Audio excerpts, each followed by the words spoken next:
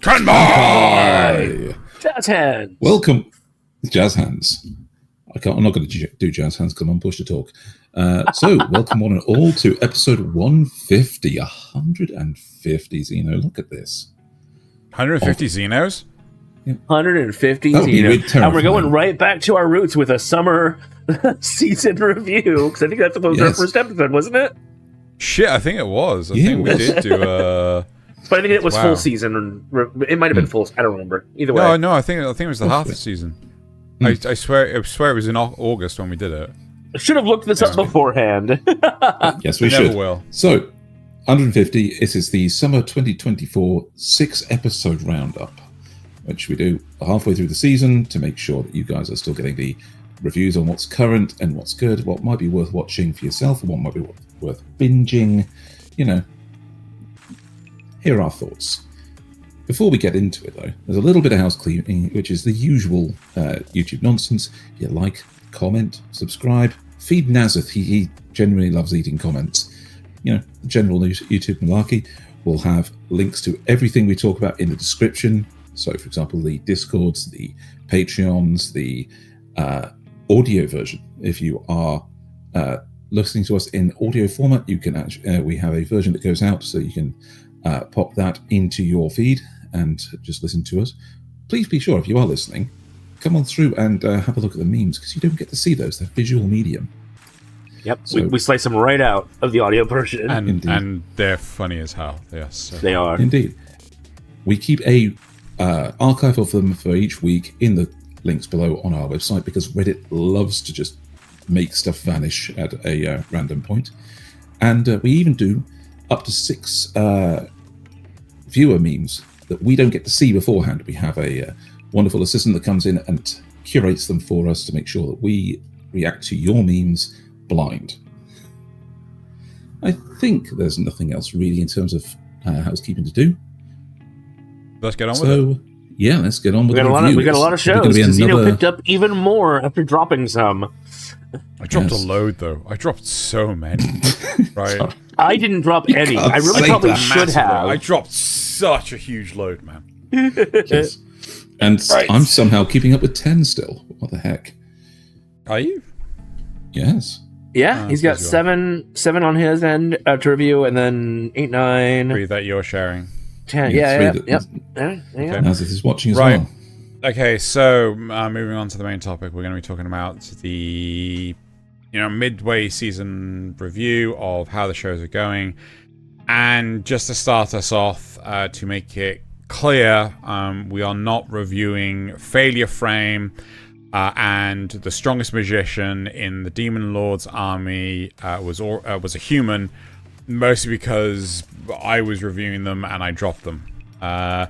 There is another small minor faux pas. I will not be reviewing Dungeon People to its full extent, mostly because I forgot to keep up with it. When one watches a lot of shows, it's so easy to lose track. His scheduler forgot. His scheduler messed up and didn't tell him the episodes out. Yeah, so as a result, I forgot to do that. So yeah, anyway, but so I will be starting this, and I will say, so I'm going to start with Dungeon People and A Nobody's Way up to an Exploration Hero. So let us get us on the small people then, Nasuth. Oh yeah, good.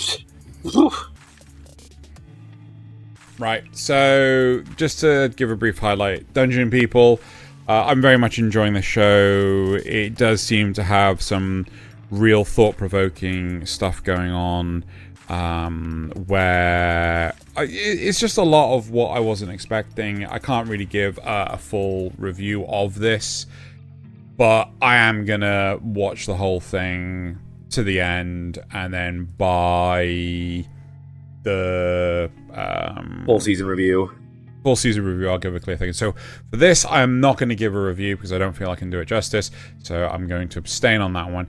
However, swiftly moving on to the next thing, which is one of the new ones that I picked up, A Nobody's Way Up to an Exploration Hero. How doth one want to protest this? I'm gonna give this... Those certainly were words. Those were words. This is a 2-star pass. Wow. No. Yes, 2-star pass. Because Nasuth already hit the buttons. Right, so... Locked in. It's locked in, right?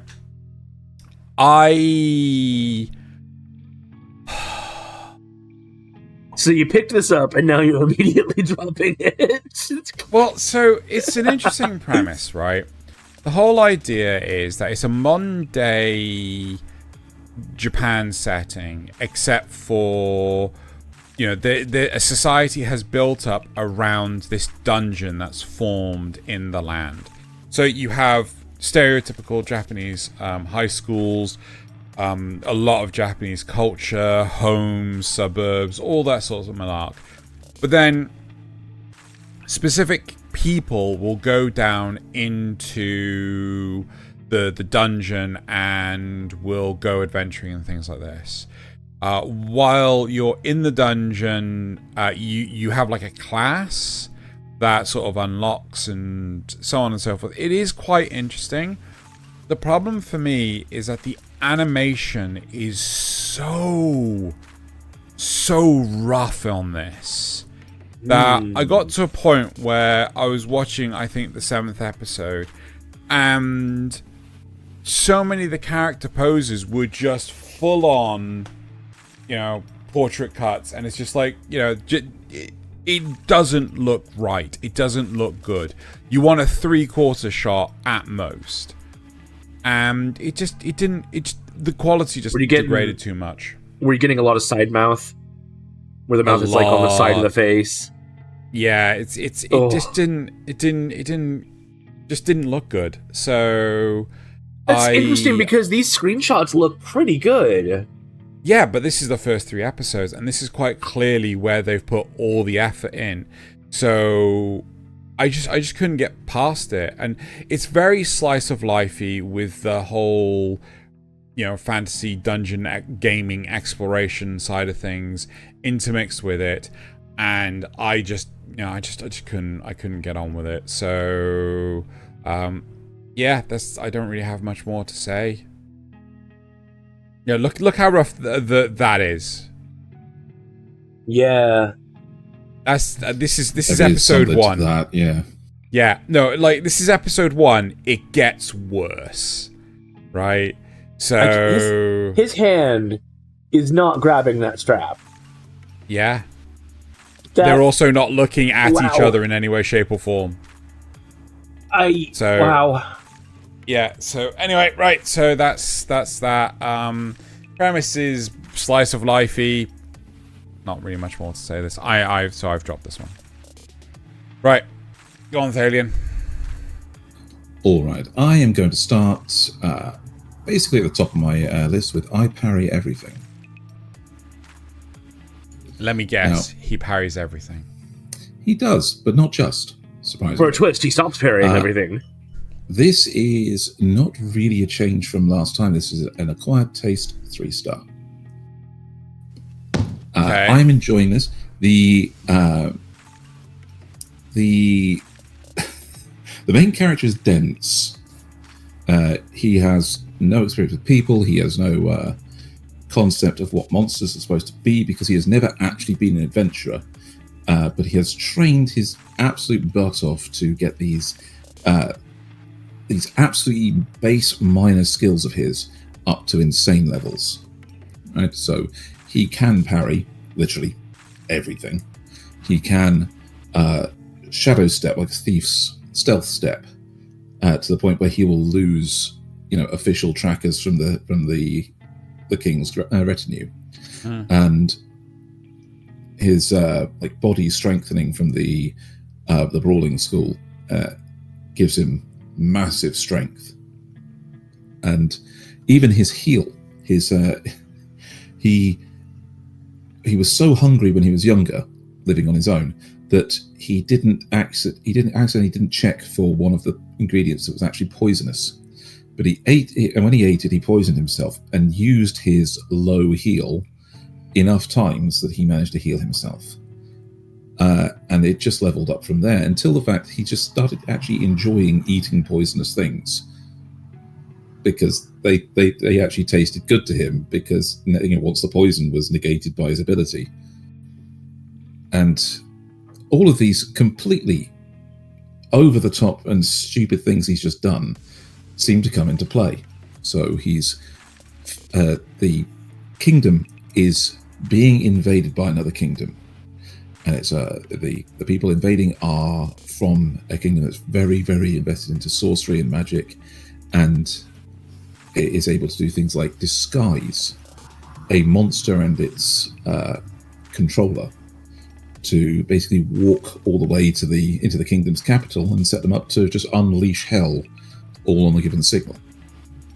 And there are the plot underlying that is spotted, and so the princess is sent out of the city with our hero protecting her and one of her knights.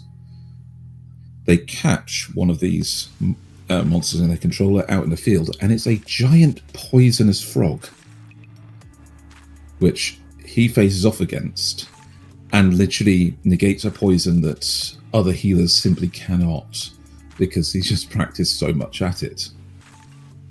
And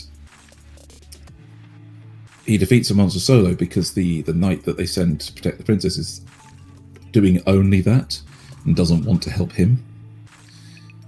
It's a very it is a very contrived story in the sense, but it's played off very well by the characters. So from that introduction that we had of seeing a guy that can literally parry everything, can fall into danger and just kind of muddle through it, believing that it's not special, it's just escalating the stakes. So could be a lot worse, and the good parts are definitely really good. No, it's good, but it's not great, and the production quality is still there. The characters are genuinely likable, and the situations are just that outrageous enough to be entertaining each time. So, along with the seagulls in the background, my question to you is: does our main protagonist become more aware of the situation, or does he forever remain a blockhead? I don't think that even we as the audience have had enough explanation to find out entirely everything that's going on. But he does spend a lot of time in his own head trying to think of explanations that he can understand.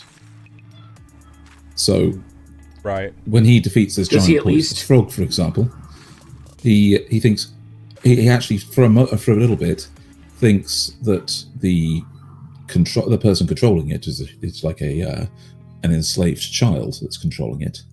He thinks that they could have been taking that to town because it's actually a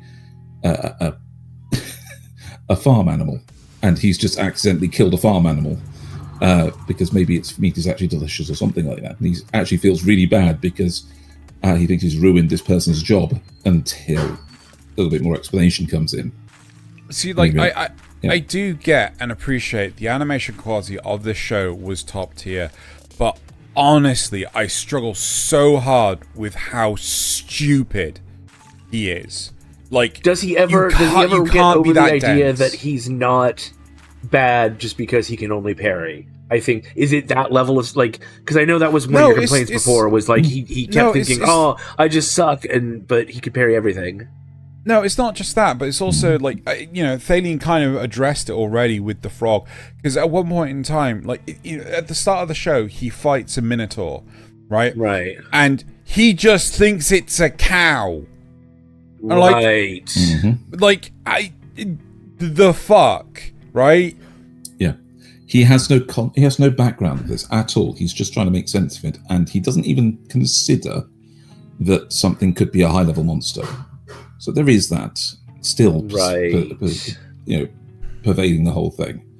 And eventually somebody is going to explain to him and it's going to blow his mind. But it should have come a bit earlier. So Xeno's right in that. It should be coming about now that he realizes, oh no, these are monsters I've been fighting, and like episode 4 or 5, he should have realized it. Yeah, a really clever one was that they go on their first quest, their first actual B rank mission in the guild to go kill some goblins, and it turns out all the goblins are being eaten by a goblin emperor, which is an artificially created giant goblin.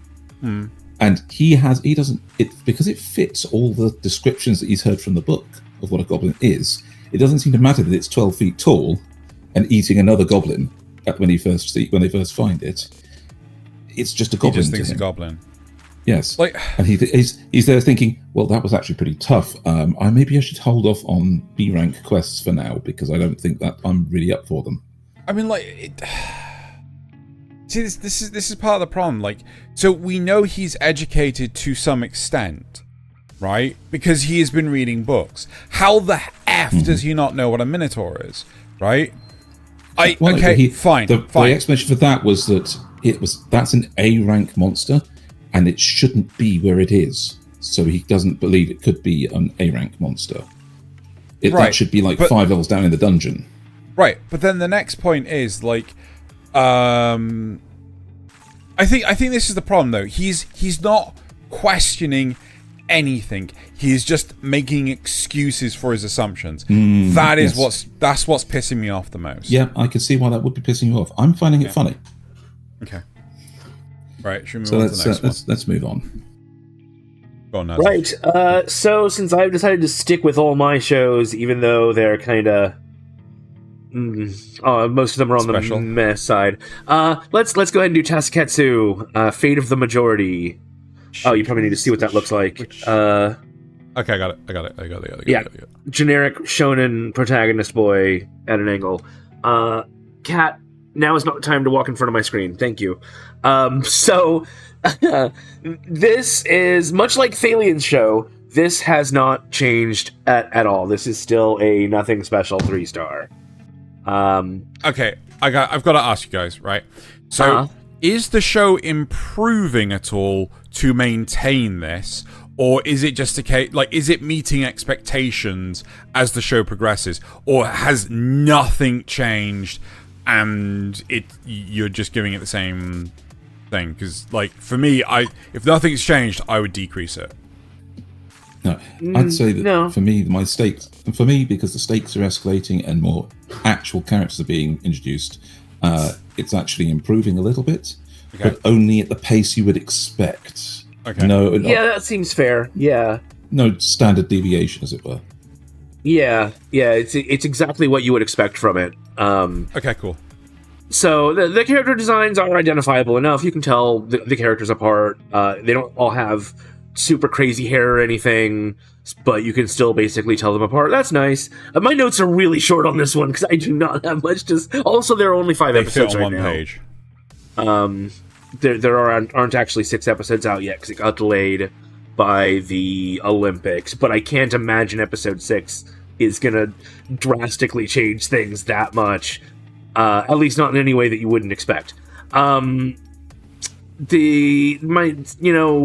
my complaints from before still stand, where they purposely leave details out of the show for the audience. The characters know them, but the audience doesn't, because that's the only way they can actually build mystery. The powers are kind of unique and interesting. That hasn't changed, but also where do they come from? How is any of this working? It's typical. It's a lot like Alice in Borderland in that regard, where it's so weird that the rest of the world disappears, and now all these weird things are happening and whatnot. But also it's not egregious like Tomodachi Game or Battle After 5 Seconds of Meeting. It doesn't make me actively hate watch it. It does also kind of, how Squid Game, that wasn't the first Squid Game and it won't be the last Squid Game. They sort of have that idea too, where there's been a test run of this before, and somehow these powers are related to an elite that want to make sure that want to make sure that the powers work before using them themselves. And apparently in the first run they didn't quite work right, so that's why they're doing another run. But like, does that actually mean anything for our characters? It doesn't seem to so far. They still have plans to try and win this and find out who's behind it. And there's also a theme of like, you know, if they don't stay in a group, if they become loners, like one of the guys does, then they won't survive this. The only way to survive this is to work together. And that's really about it. I don't really have a whole ton to say about this. It's just another sort of battle royale, but with the extra condition that votes determine who dies. So like, there'll be a question that flashes up somewhere, like, are you male? And if more people are male, then that group dies.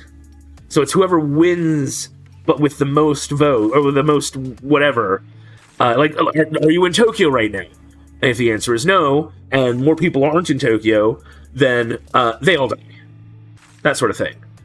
So that's really the only twist on this over any other sort of battle royale survival game thing. And that's this sounds like we want like you said it earlier, sort of thing. We want battle royale, Alice in Borderland, but add superpowers and make it edgy as fuck. Right? It's not. Well, yeah, it's a little edgy. It's a little edgy here and there. Like, it's not too bad, I mean, but like our main cast isn't very edgy. But like, there are some side characters that are definitely pushing that line. I mean, like the nihilist that wants to just kill everyone. Like, he wants humanity to just die entirely.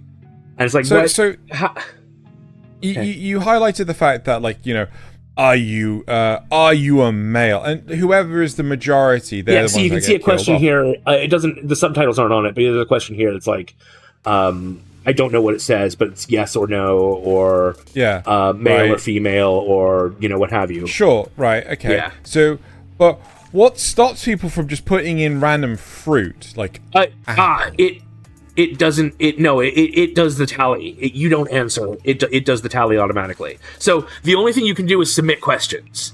And then so you're trying to submit questions that kill other people and leave you alive. In theory, are you holding your breath right now? And like, yeah, like everyone else just dies. But what if everyone does it, or what if everyone does it except for one person? What if only one person does it? They win. If they're not tally their breath, at the moment of asking the question? So it asks the question and then it tallies the next night. Oh, for the love of fucking. Okay. Yeah, it's not so simple as the instant stuff that you'd think that would be easily exploitable. So, like, are you in Tokyo? Then you've got a day to get there. If you're not there. Are you dyslexic? Nice. All right. Anyway, okay, should we move on? Yeah. Mm-hmm. Right, okay. Next, So, talking about brain rot in a jar, let's... I'm Thaylien. Let's talk about Shikanoko Noko Noko Koshtantan, or my dear friend Nokotan. Right. Now, I need to collaborate with you, lovely gentlemen, to help me decide on whether or not this is a 4 or a 5 star. Right. Now, a part of me feels like this is unhinged enough, this is crazy enough, this is brain rot in a jar enough to be an acquired taste 4 star. Sorry, 5 star, sorry. But my question to you is, can something so deranged, so unhinged, ever be a 5 star? Panty and stocking? Furikuri?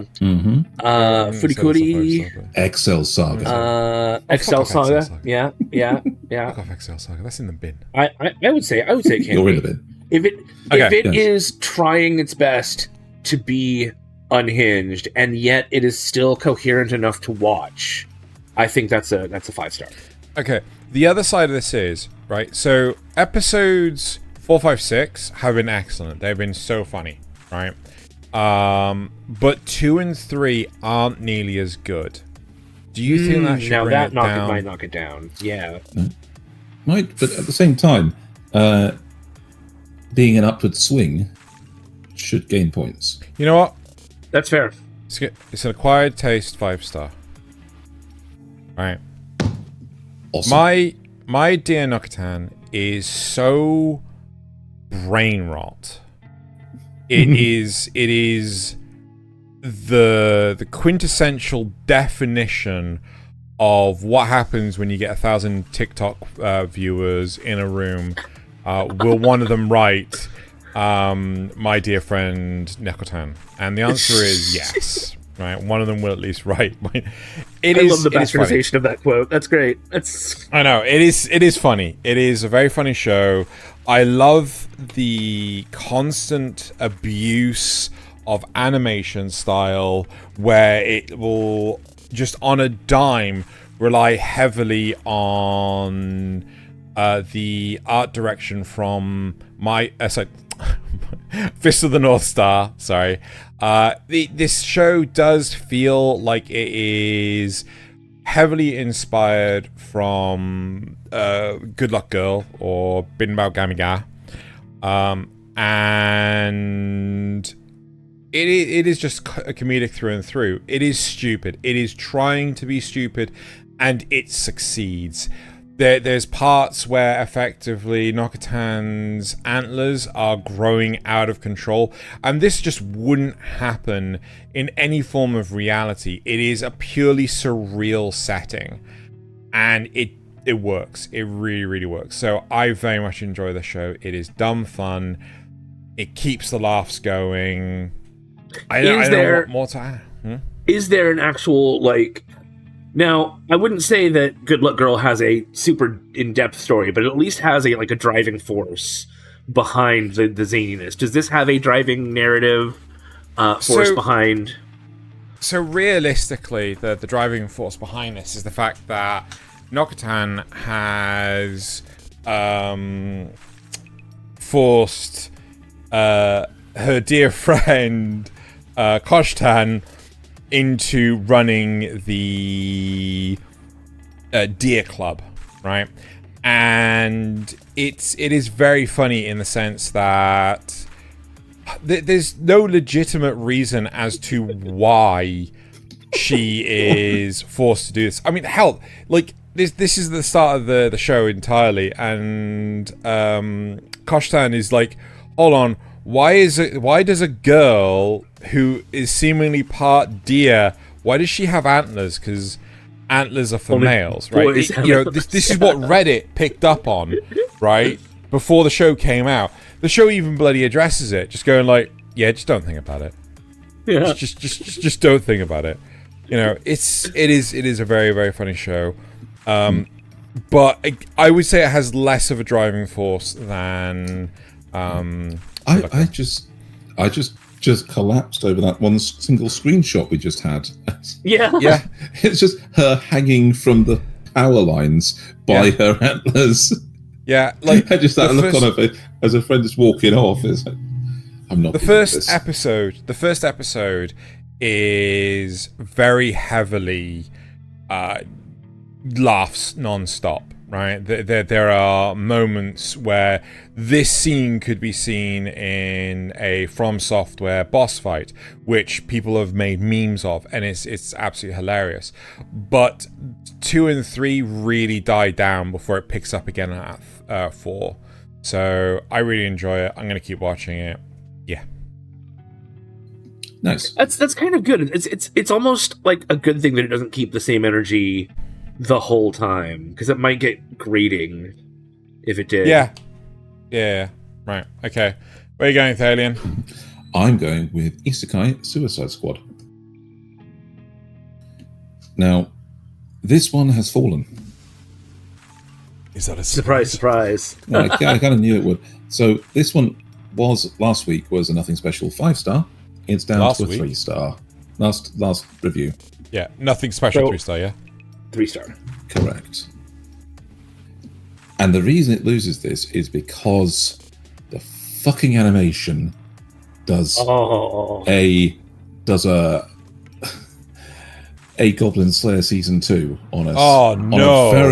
On a very important scene.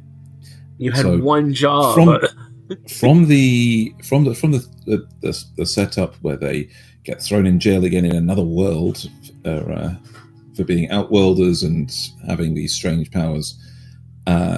They are progressing into we're going to actually do our job. We're going to gain the beachhead for our world to exploit this new world. And so we're actually going to help out the kingdom in their war against the Empire. And the only threat to them is other villains from their homeworld coming into the fray. So there's like Killer Croc, there's one of these. What was the one from the good version of the live action movie with all the little spark plugs in his head? So he can actually hypnotize. He's hypnotized all the elves who are now fighting for the Empire for him, and he's being protected by one of the other villains who has these magic crystal powers. Right. And so those are the only real threat to them, apart from a dragon.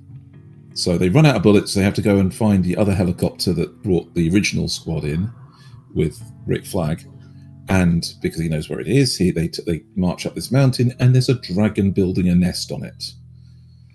And in this fight scene between the Suicide Squad and a dragon, the animation just goes to shit.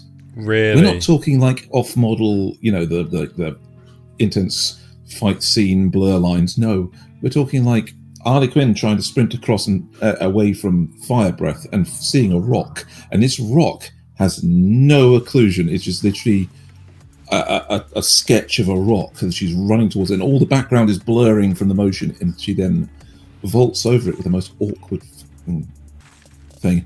Running animation looks weird.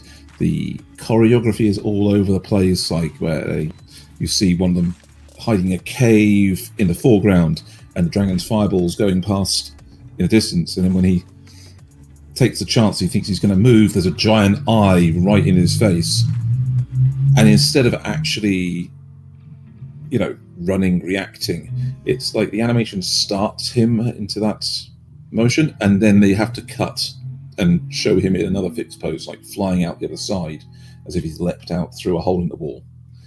And it's really, really distracting. So that is sad. They've proved they can do some really funny things. So things like in that same fight, earlier on, Harley ran out of bullets, and that's why one of the reasons they're going up to the helicopter to get more bullets. And so she said, "You know what we need? We need a frying pan." And he said, "Well, why a frying pan?" Well, in a zombie survival movie, it's always the guy with a frying pan that's surprisingly powerful, right? We get a frying pan. I say, "We're not in a zombie survival movie, Harley.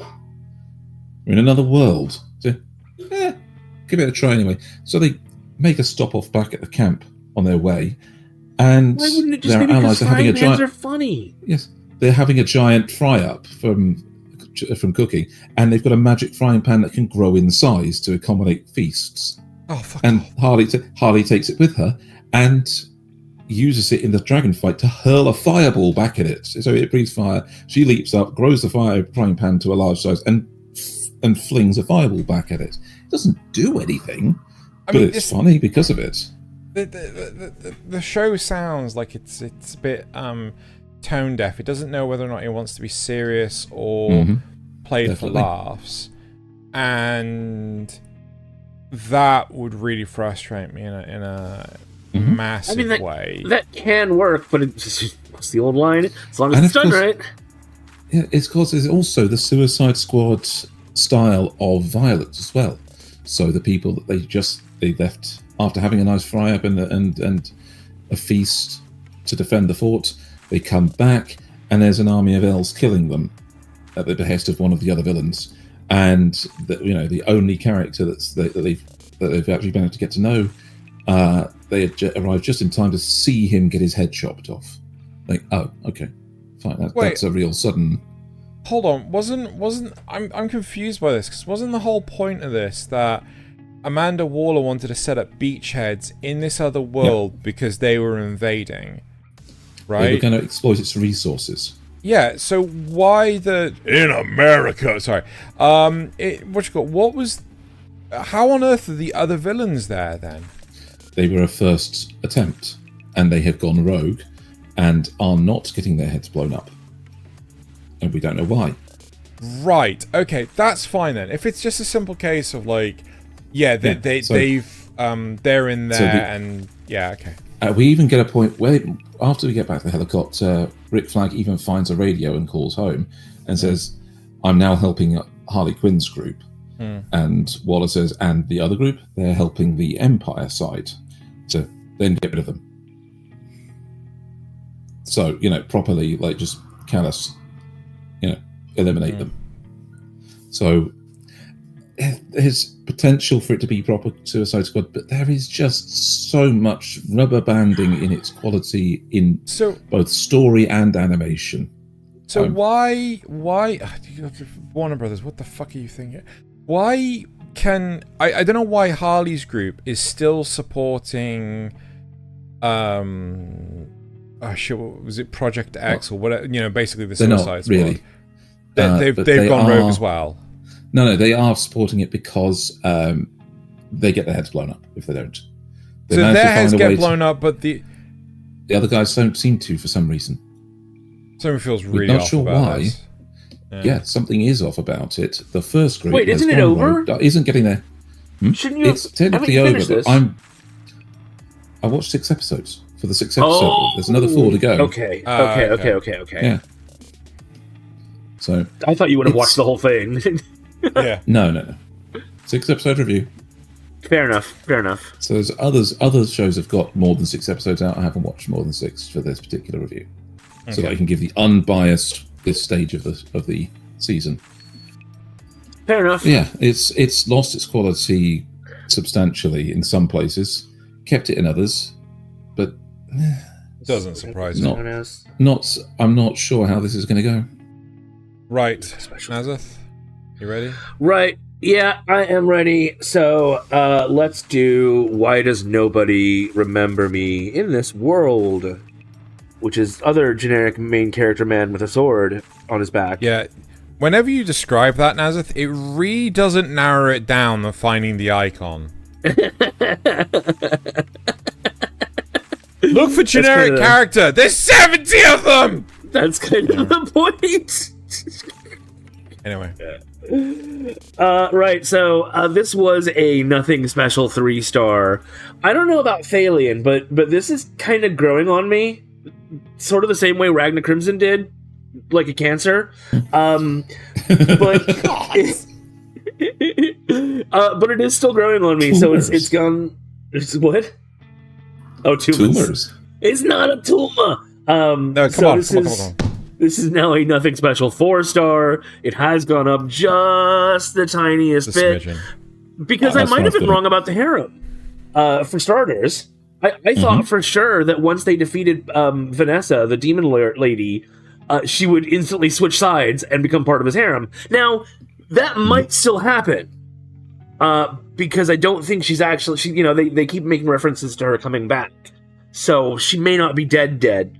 But so far, it's just him, the Chimera Girl, and Jean, the rebel defense leader. Yeah, the crossdresser, the rebel defense leader.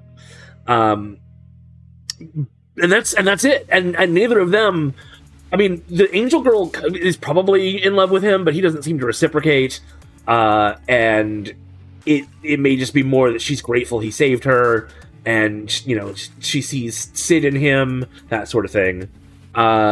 So far no harem. I'm surprised. There do seem to be echoes that persist from the old world somehow. It may just be the fact that Vanessa was struck by Code Holder, which is the sword that can rewrite things. But either way, she started kind of remembering Sid and all about the world reincarnation stuff. That's kind of the other interesting thing. It's not that he gets... This is still functionally an isekai, but rather than him getting isekai'd into another world, the world is rewritten around him. So it's supposed to be the same world, just everything's changed. Yeah, just the events of the past 30 years have been different. Yeah. It's almost certainly going to turn out that either he is Sid and he goes back in time at some point to, set things right, or Sid is somehow living on inside him, probably through code holder. I like the fact that teamwork and strategy beats raw strength in defeating the enemies so far. Like, they have to actually come up with plans and not just you have him and the sword be the be all and end all. Exactly. There's a dragon attack. So some of the bad points. There's a dragon attack when they're on they're on a journey away from the Demon Empire. Now that they've defeated them, to the Celestial Empire, and which is angels, fairies, elves, and dwarves. Yeah, there might be a couple of other things in there too, but they didn't really. And I feel like that's complete filler. It adds nothing to the story. It's just there to take up space. Nope. It was there to set up the camp scene. I guess, maybe. Yeah, where he had to stay in the same room as the girls. Yeah, but they could have done that another way. It didn't need to have to be there. Didn't need to do it that way. The fan service is slowly getting more blatant. I mean, all you need to do is look at the succubus girl, who is Vanessa's sister, and it's just immediately like, oof. On the other hand, though, the elves don't seem to have any fan service going on, and that's amazing. Yes, that's surprising. There's a point where some fruit, so they're walking through the elven forest, and the Chimera girl, continuity error, has an armful of these fruit that she found, and then there's a scene where they hear some scream or some cheering, and the fruit is gone, just completely gone. Don't see it anywhere. And then in the very next scene, she's got him in her arms again. It's like, okay, all right, come on now. You've done pretty well with the animation so far. Don't fall down on me. Luckily, they haven't really. They've managed to keep it pretty good. Yeah, it's about average. Yeah. Yeah, it's not amazing, but it's consistent. The Celestials and the Mythic Beasts are not all a single race like the demons, which is now leading to internal strife, which is kind of interesting to see. It's not just exactly the same story repeated from the demons. Yeah. Importantly, it's internal strife, which seems to be caused by this character on screen. This weird mechanical dragon being thing. Yes. Yeah. We still don't know what's going on with that. Interfering. Other than that, it has something to do with the world reincarnation. Interestingly, she didn't delete anyone this time so far. She was trying to delete Vanessa and the Chimera, but not this time. Now she's doing other manipulative stuff. I say she, it. Yes. So the bit that I caught on with this one is I'm not sure how they're pacing this show. They took 3 episodes. Yeah, the pacing is weird. To defeat the demon hero. And they've now taken 3 episodes just to set up the celestial hero. And we're probably going to get 2 episodes of combat next up. I don't know if we'll get 2, but definitely at least 1. At least a whole 1. And then somehow possibly, we'll get to the other 2 by the end of the season. Yeah. But I do like the mix between archaic stuff and technology kind of makes sense, given that humans had civilization before they were attacked, unlike Ragnar Crimson, where it makes almost no sense. The second boss rush is playing out similarly to the first, where they keep peeling off members of the team until they get to the end. And I still don't know. Things I still don't know. Are the other races native to our world, or are they from other dimensions? Do the Celestials, do the angels and demons actually come from heaven and hell? Where did this Chimera come from? So there's still things we don't know that I would like to know.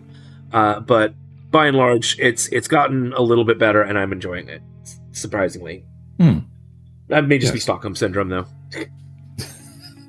Or it may just be that it's not Bye Bye Earth, which we'll get to. Ooh, don't you start. we are not going to agree.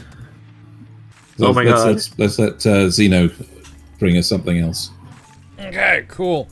So I'm going to talk about the second new show I actually picked up this season.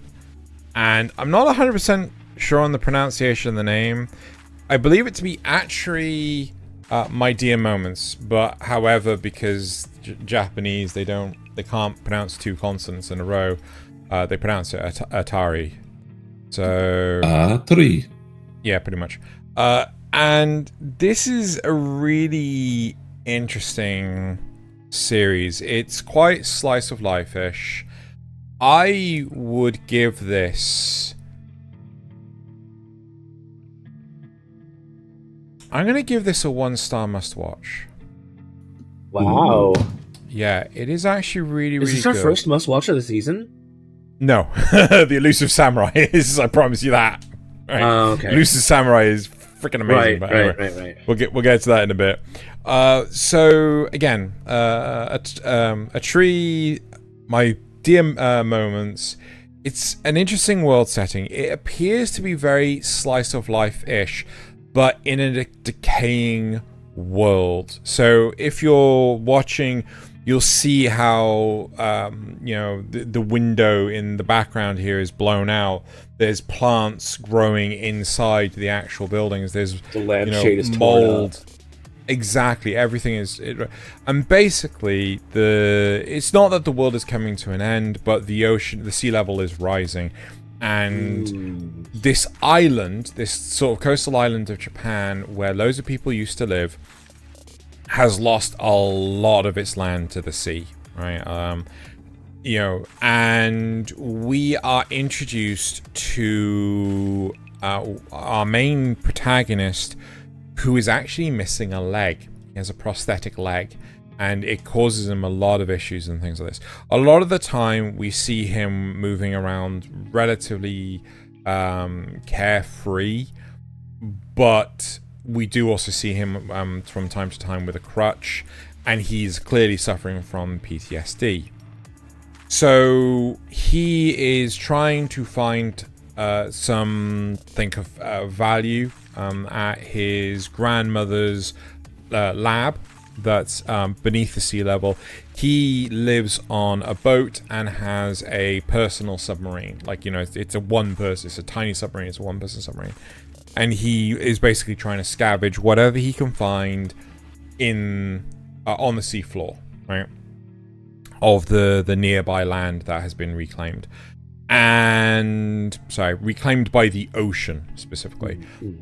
So when he goes down there, he ends up finding this sort of cryogenic container, and inside is what appears to be this little girl, but she is actually an android. She is what appears to be the most advanced android. This is her on the screen right now. So I'm trying to point with my fan and I'm failing horribly. So she has lost the vast majority of her memories, but she seems to be behaving more human-like than other previous models of androids do. And in addition to that, she seems to ignore the rules of robotics, where you shall not do harm to humans and things like this. So at one point in time, a character is threatened, and she flat out punches the aggressor in the face, which takes her owner by shock. Yeah, the idea you can do that. Okay. Yeah. So the reason why it's turned into slice of life is because the series kind of grows beyond just our main characters and shows them trying to help foster a community. So it turns out a lot of kids have been left abandoned, not only by potentially their families, but also society on the island. So they discover some kids are living in a flooded nearby school. So I think the first 2 floors are flooded. So they actually use dinghies on a pulley system to actually get between the land and the school. They live in the school and things like this. And our main protagonist, who's actually a bit of a smart kid, he wanted to go to space, but the space program was shelved. He kind of feels bad for them and things, and he works out a way to actually create electricity for the school so that at least at night they have some power to turn on the lights. So, and again, this is where it comes into the very slice of life sort of situation. It's really cool. I am actually really enjoying this. The animation is top notch. The backgrounds look flawless. Like, there's so much detail behind what's going on in each scene. I'm really enjoying this one. So this guy, the ocean levels are rising. He makes his living by traveling to the ocean floor and gatherings. No one. He makes his time traveling to the ocean floor to gather up new things, and he has his own boat with his own way of getting down there. Is he the grandfather of Kevin Costner in Waterworld? Clearly. Oh my god. The great-great-grandfather, yeah. Has to be. Yeah, so one of the things that they basically talk about in this is that effectively commerce and things like that has degraded back to a barter system because naturally, there's no electricity to the island. The school's the only place that has electricity at the moment, and he's not making a living off of what he scrounges up. He's just finding stuff. I think he's trying to help someone clear her debt, and so on and so forth. It's honestly, it's a really, really interesting series, and I highly recommend it to people. There's also sinister undertone. Sinister undertone. Yeah. Yeah. So, out of curiosity, where is her on switch? Is this a Chobits situation? Oh, shut up, you! Shush, shushies. Shh. Shush. I was hoping not. I was hoping it's not a Chobits situation. Shush. Because that would shit. Shush. Go on, Thaylien. To reiterate, that was Atri, My Dear Moments. Oh yes, we do need to start renouncing those afterwards. We've forgotten to do that, haven't we? All right, so I'm going to move to No Longer Allowed in Another World. And this one is weird. That one.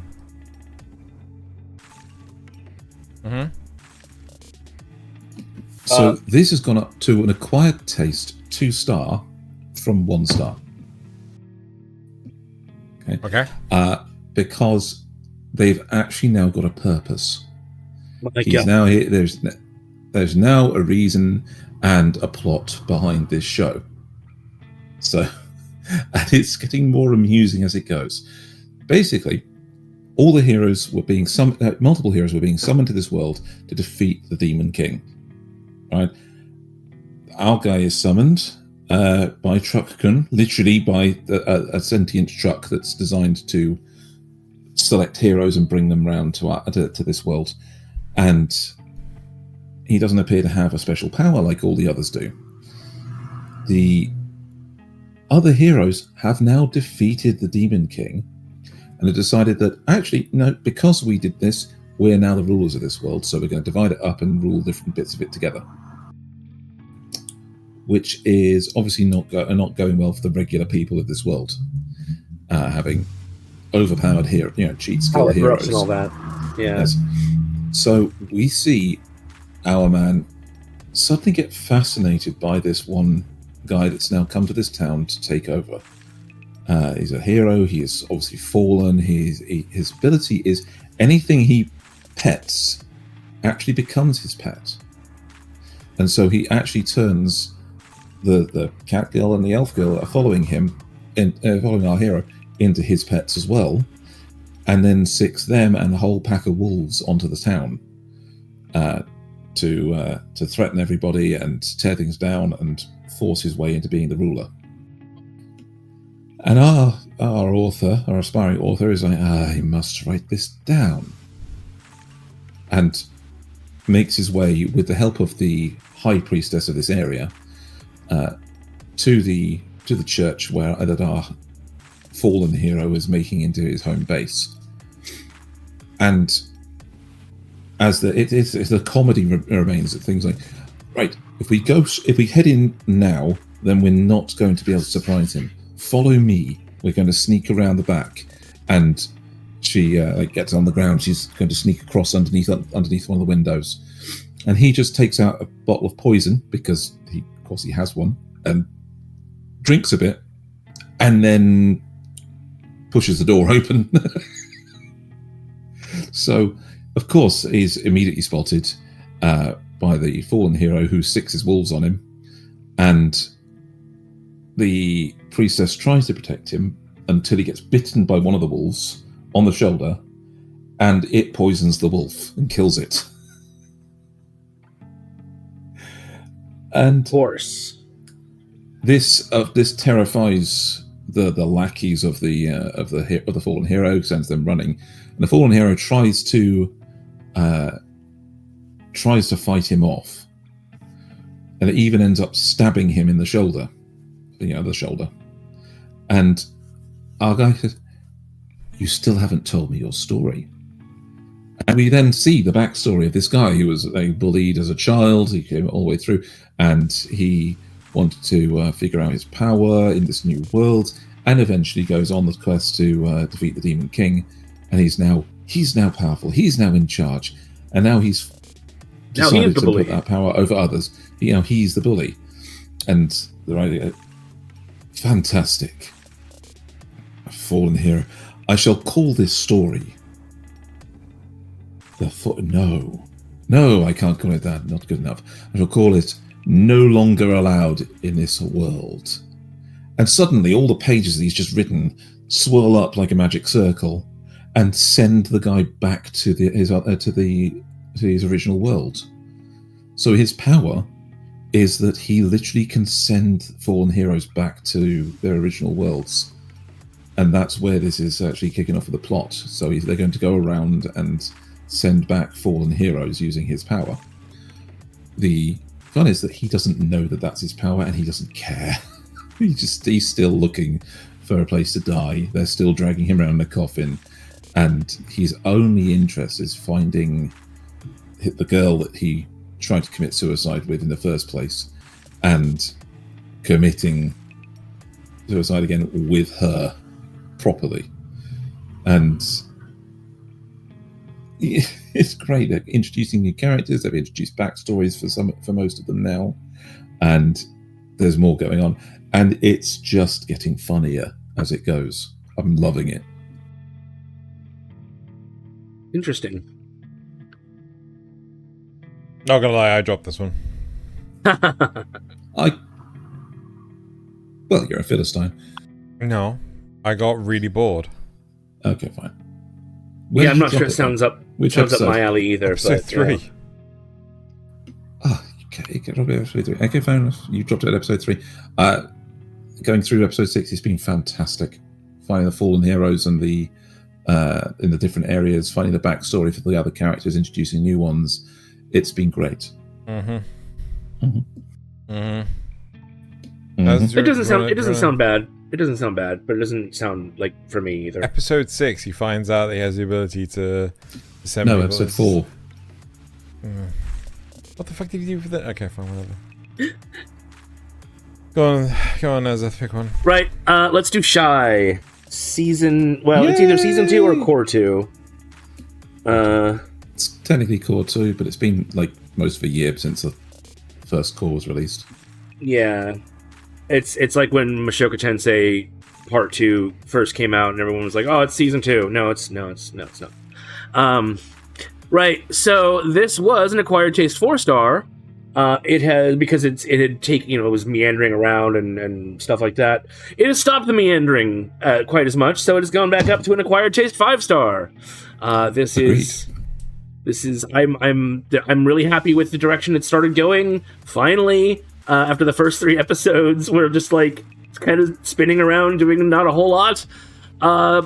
There's character development. I can't believe there's actual character development in one of these shows. Our main character, Teru-chan, is actually a little more forceful during a meeting with the other heroes about what they should do when decisive. Yeah. Like what in the Shibuya arc in Jujutsu Kaisen, like they set up a barrier that cut off a bunch of Shibuya. The same thing essentially happens in this, where they cut off the Emariraku cuts off a huge section of Tokyo, and there all the heroes meet up and like, what are we gonna do about this? How are we gonna, what can we possibly do? And she steps up and is like, I think we should do this. And this shows when she gets to put it in charge of one of the teams, and so she has to make more decisions.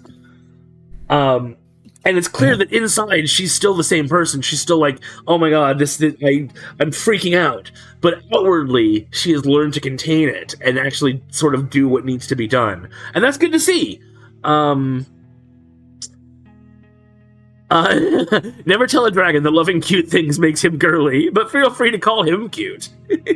There's this really interesting section where one of the the villains, for lack of a better term, even though they're not exactly villains, some of them aren't anyway, ends up fighting in a fight with one of our heroes, who is a very girly boy, and he really doesn't want people to see him as girly. He wants to be manly. He wants to be tough and strong. And doesn't help that he looks exactly like an anime girl. Like a girl, yes. Very femboy, and then there's this dragon who looks all gruff and tough but his ultimate dream is to have all the plushes in the world so he can just sleep in them. And so they kind of get into a fight over like, what does it mean to be manly? And it's just really fun and cute. Oh yeah, they actually do a real version of the trolley problem, which is kind of cool. So they tried. There's a train full of people that they had sent careening down the track, and there's the trolley problem thing of switching the tracks. Yeah. On the one track, there's another carriage full of people, but then on the other track, there's a gap. The villain blows up the track so that they'll fall into a pit. So you either kill one carriage full of people or two, depending on your actions. In theory, but that's and that triggers a whole, there's always whole another hero moment. Yeah, they find another way around it, which is good. I don't want to tell you how that bit ends because it's really interesting. They've revealed a lot more about the ninjas now, which is good. I still maintain that her powers are essentially the same as heart shifting. She just won't. They just have a different method of accessing it. I agree with that. I'm really enjoying her story and the ninja story, and although I do feel like if you're going to tell us something and then have a flashback that immediately goes over the same points, maybe you should just have the flashback, because they do that, and that annoys me.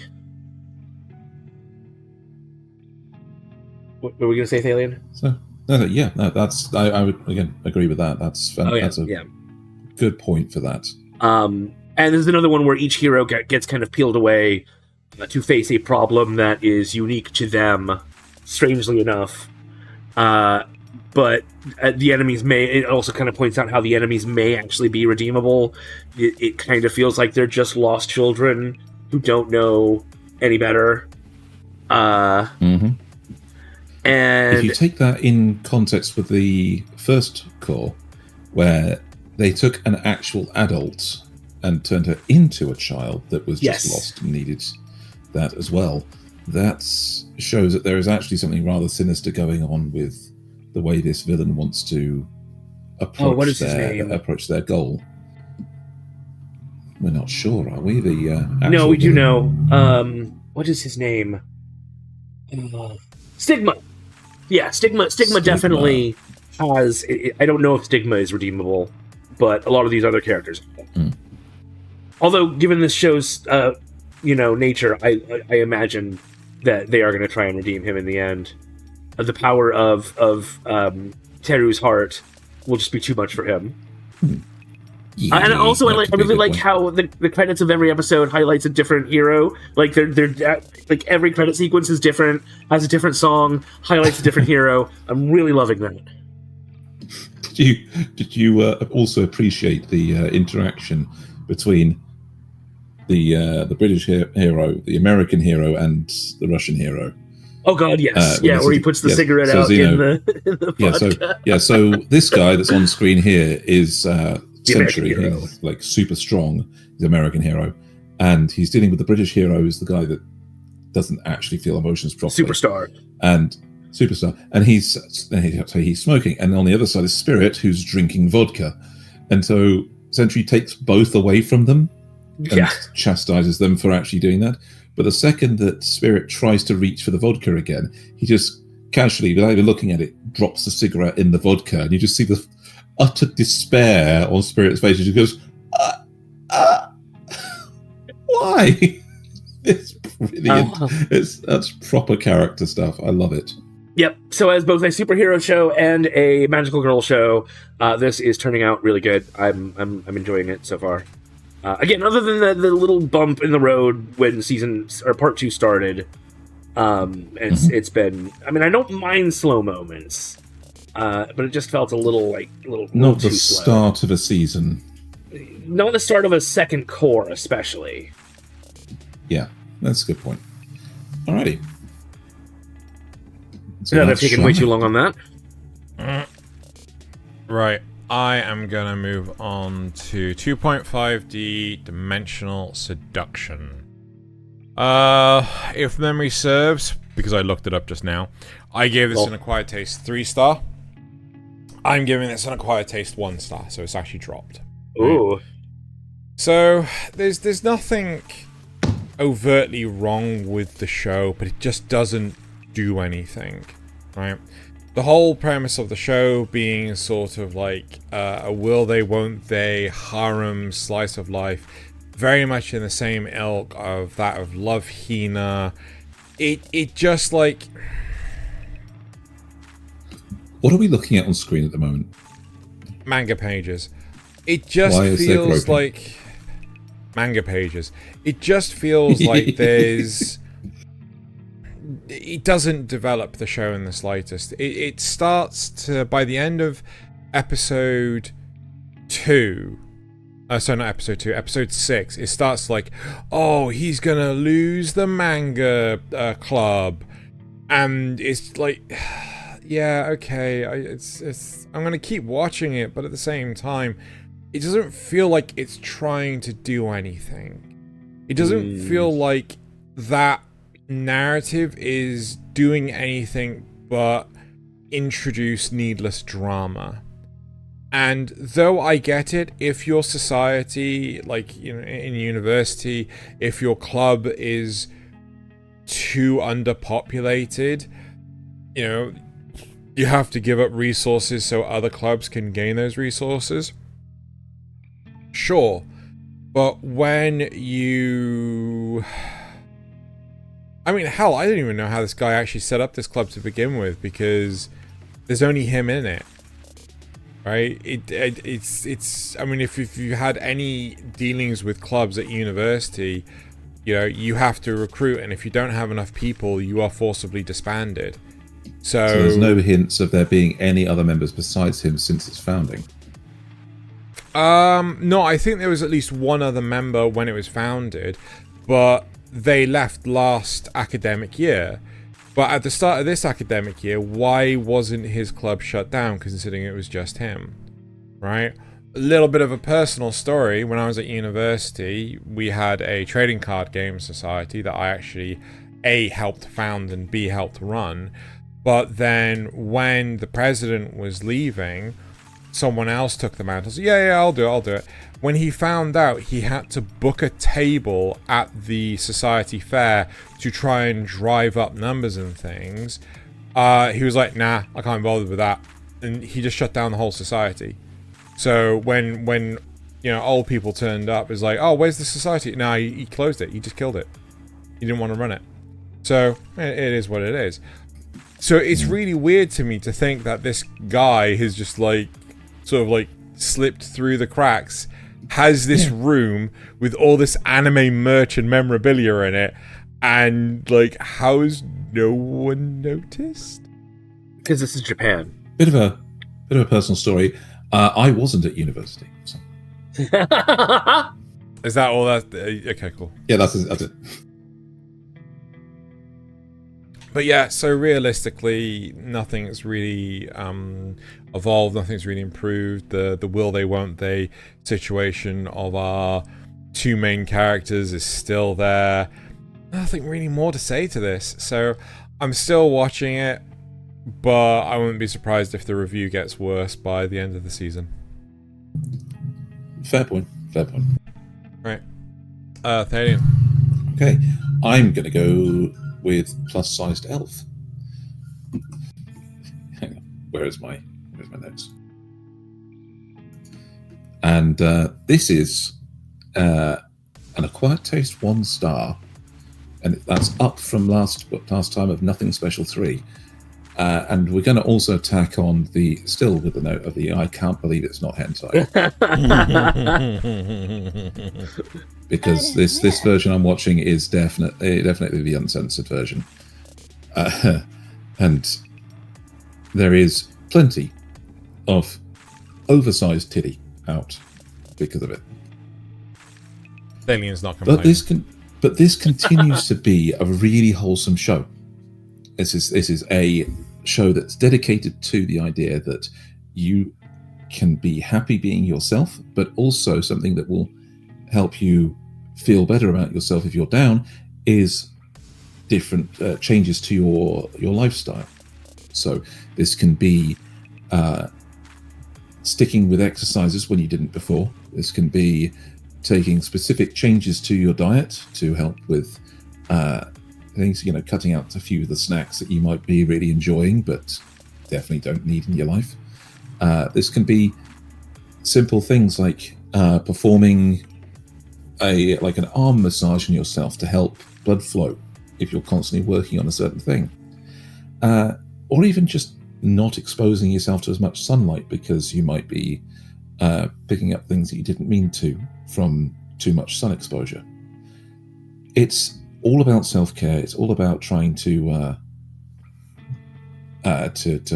curb your excesses and try and keep things upbeat and keep things relevant to the actual topic as well. So as far as I can see from both experience with offering health advice and researching it to make sure I'm accurate, and from doing more of that now to see if is he actually making rational things.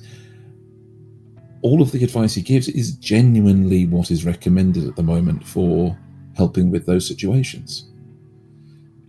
There's been a bit of a comedy in the last couple of episodes going over where one of the girls that's been introduced is a satyr, and she gets her nutrition by feeding off other people's avarices and appetites.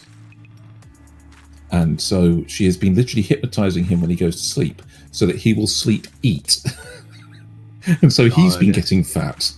Okay, and she's just been feeding off the avarice as he's been chowing down. Sorry. I apologize, Thaylien. My brain went a little bit strokey there. Yeah. Who has she been getting to eat? She's been eating avarice from the main character, the guy that's been giving all the health advice. So the guy that's been giving health advice to everybody has started finding himself getting a bit chubby. Right. Okay. And non-consensual. He can't figure out why. It turns out that he's been hypnotized to sleep eat by a satyr who feeds off the avarice that he exudes when he's sleep eating. Avarice is guilt? No, desire.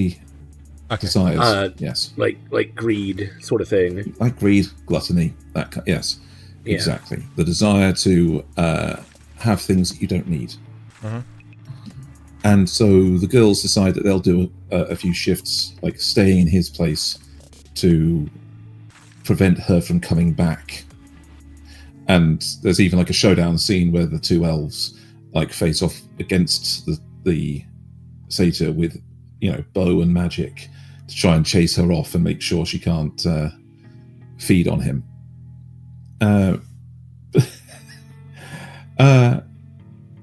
there's other characters being introduced, like an actual werewolf who poses as a dog because she gets given treats at the park.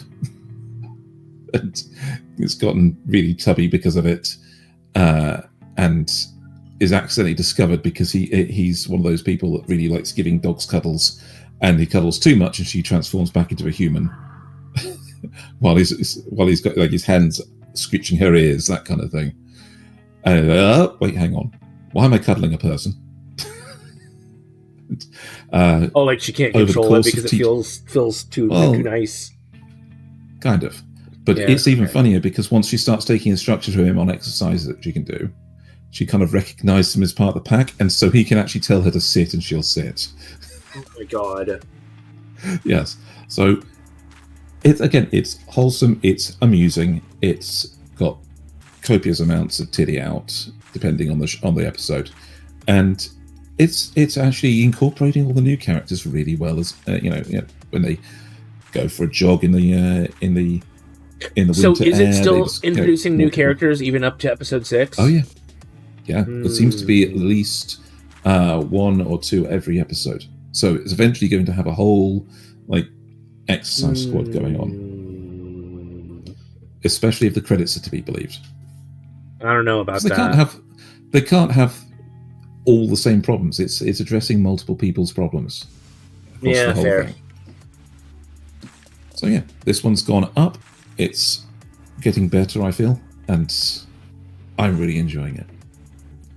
Plus size elf, everybody. Right.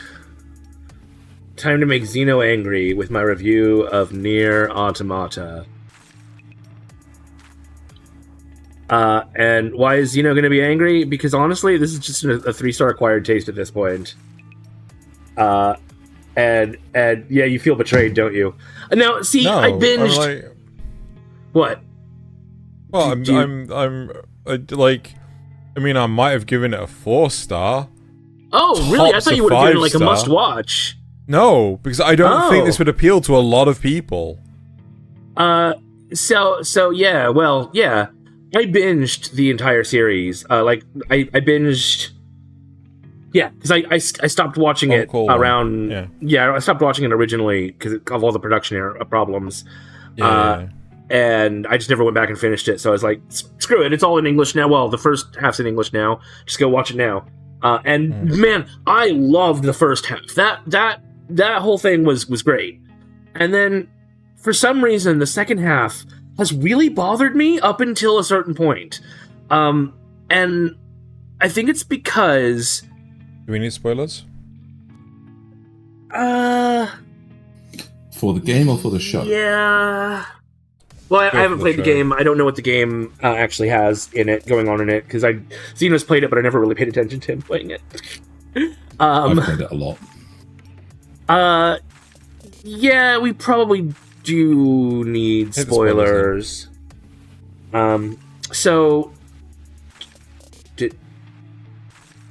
Try that again. There we go. 2B and 9S have been the least interesting parts of this section. And it's because 9S really, honestly, has no development because he gets reset. He gets killed, his memories are wiped, and he gets reset. And from then on, it's just like he does these annoying things that would be different if it was the same 9S because of all the history they share. But now it's just kind of like, why is he doing this? He has no reason to do this. Even after revealing... Oh, like the way he's like, I would love it if you needed me more, sort of thing. Mm-hmm. And it feels less impactful because he has no connection to her. Or at least, if they've made a new one since his last reset, we haven't really been privy to it. Right. So this may shed some context on what you're saying. The resets aren't complete. The resets are always to a point of he already knows who 2B is, right? That it's not like prior to the start of the series where they hadn't met. So whenever they reset him, they always reset him to the point of like a backup. Yeah, just a backup that's recent, but not too current. recent. Yeah. But the other side of this is to show that he always has this sort of rebellious streak in him, because he gets told off. Yes, I will. You're not meant to show that. emotions. Yeah. You're not meant to do this. You're not meant to do that. And every single time, he is. This is the fundamentally different part compared between the series and the game, is the fact that in the game you don't find out about 2B's true nature identity until the very end of the game, right? So when they actually introduced it at the start of Core 2, I was like, oh shit, that's going to spoil anyone that's actually partway through the game. Right? But even after they reveal who she is, I feel like she doesn't really have a super well-defined character. And I think it's mostly because she tries so hard to be taciturn. She does. Yeah. It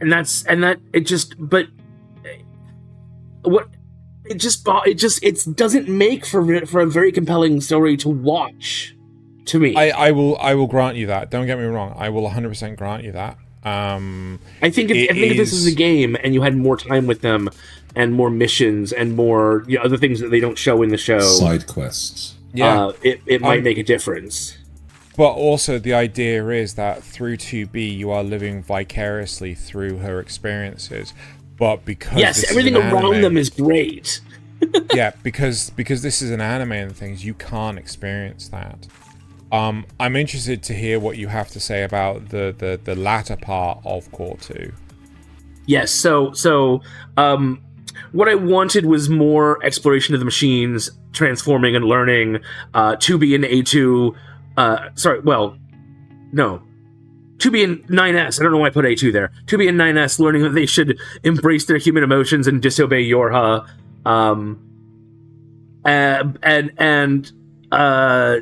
We kind of get that once A2 joins the scene, because we get to see her, an initial mission and rebelling against the idea of Yorha because, she realizes what they were sent here to do.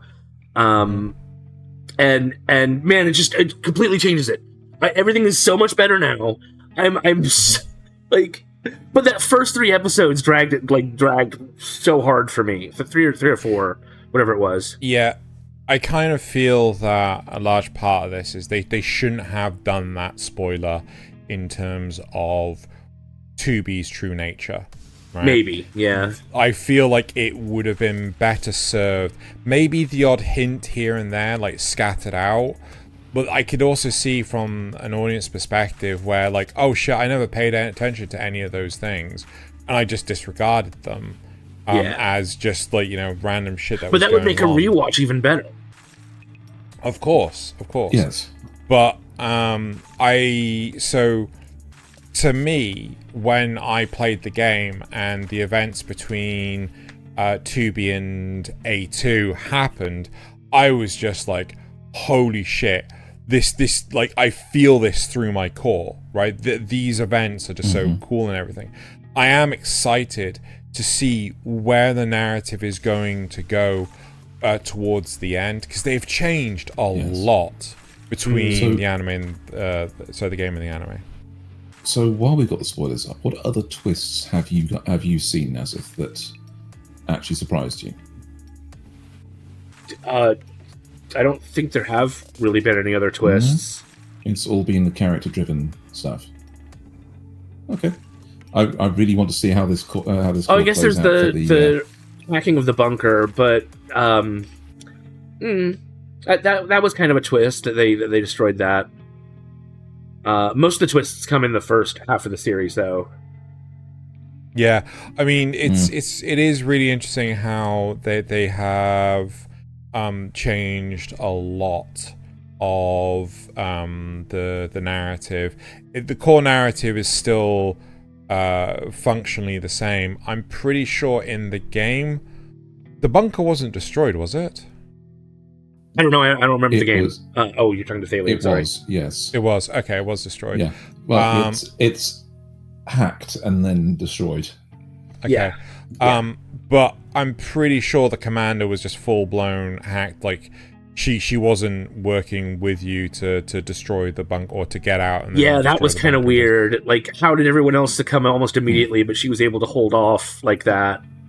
Well, again, I guess 2B kind of does too. No, they do say, like, some hacks are, like, you know, surface level and then deeper and things like that. A lot of the viruses. A lot of the surface level viruses they can cleanse off of things, but when it gets too deep, they can't. There's nothing they can do. Right? So most of the operators would have had a much more open connection because they're connected to the machinery to get the information and then build for information gathering. So, but the commander would have been much more separate from that, and so would have had different access routes and probably much higher spec for being the commander. Again, it's again really interesting how they're doing this narrative for Nier, because in the game the idea is that A2 absorbs the memories of 2B, so that's why you can continue playing as 2B, because basically it's not a perspective swap at all. You are still the player of the game, but for whatever reason in this they haven't done that. She has the memories, but she still has the original A2 personality. Does she have the memories? I don't yeah. She got the memories when she touched the sword. I remember.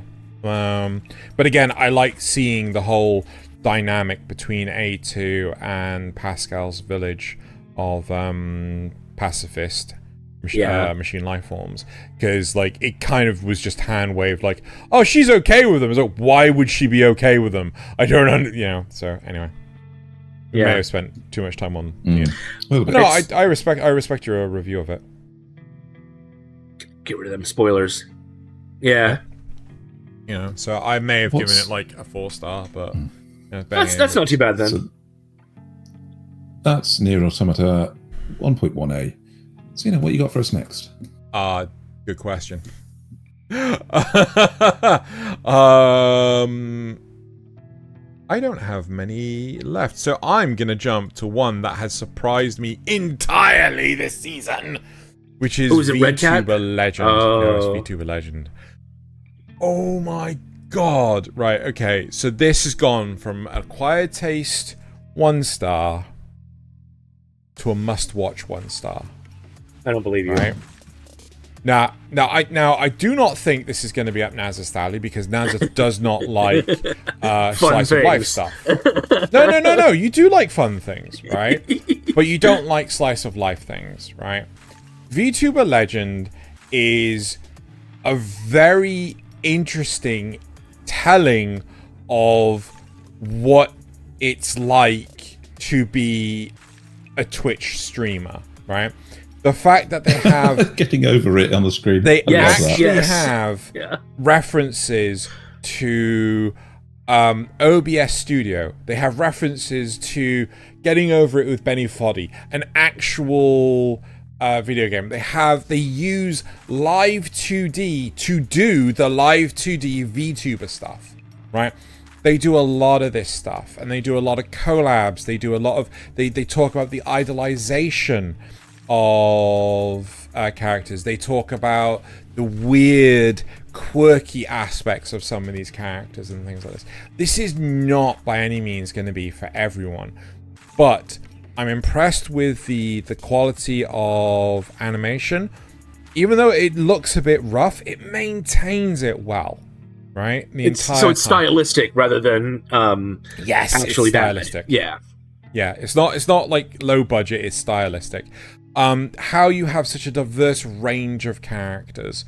You will have some that are like your Gorgura. You'll have some like your Shy Lily. You will have some characters that are just, what the shit, this is way too cringe, right?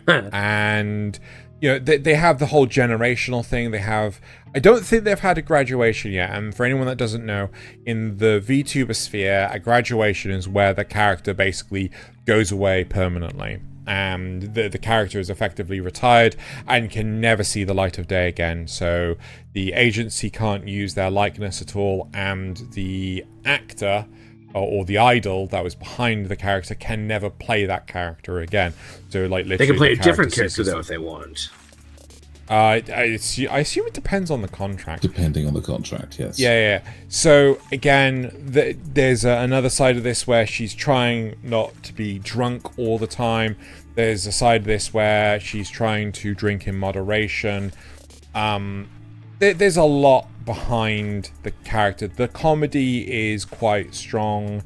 And I like the fact that it does a lot of variety in the narrative, but a lot of the collabs that you see between the characters, I expect to see. Like, hell, we've even had specials on Kanpai Cast where we've had, game shows of, like, what is this? What's it called? An AI generated Isekai title, or is it real? Soon. Can you identify the Isekai protagonist? Which Isekai fantasy city is this? We should really do that one. Real VTuber or... But the whole point is, like, they have some of this stuff. And one thing that has really impressed me is the fact that there's plenty of opportunity for them to really undercut animation requirements by heavily relying on things like Live 2D. They just don't do it. And I really appreciate that.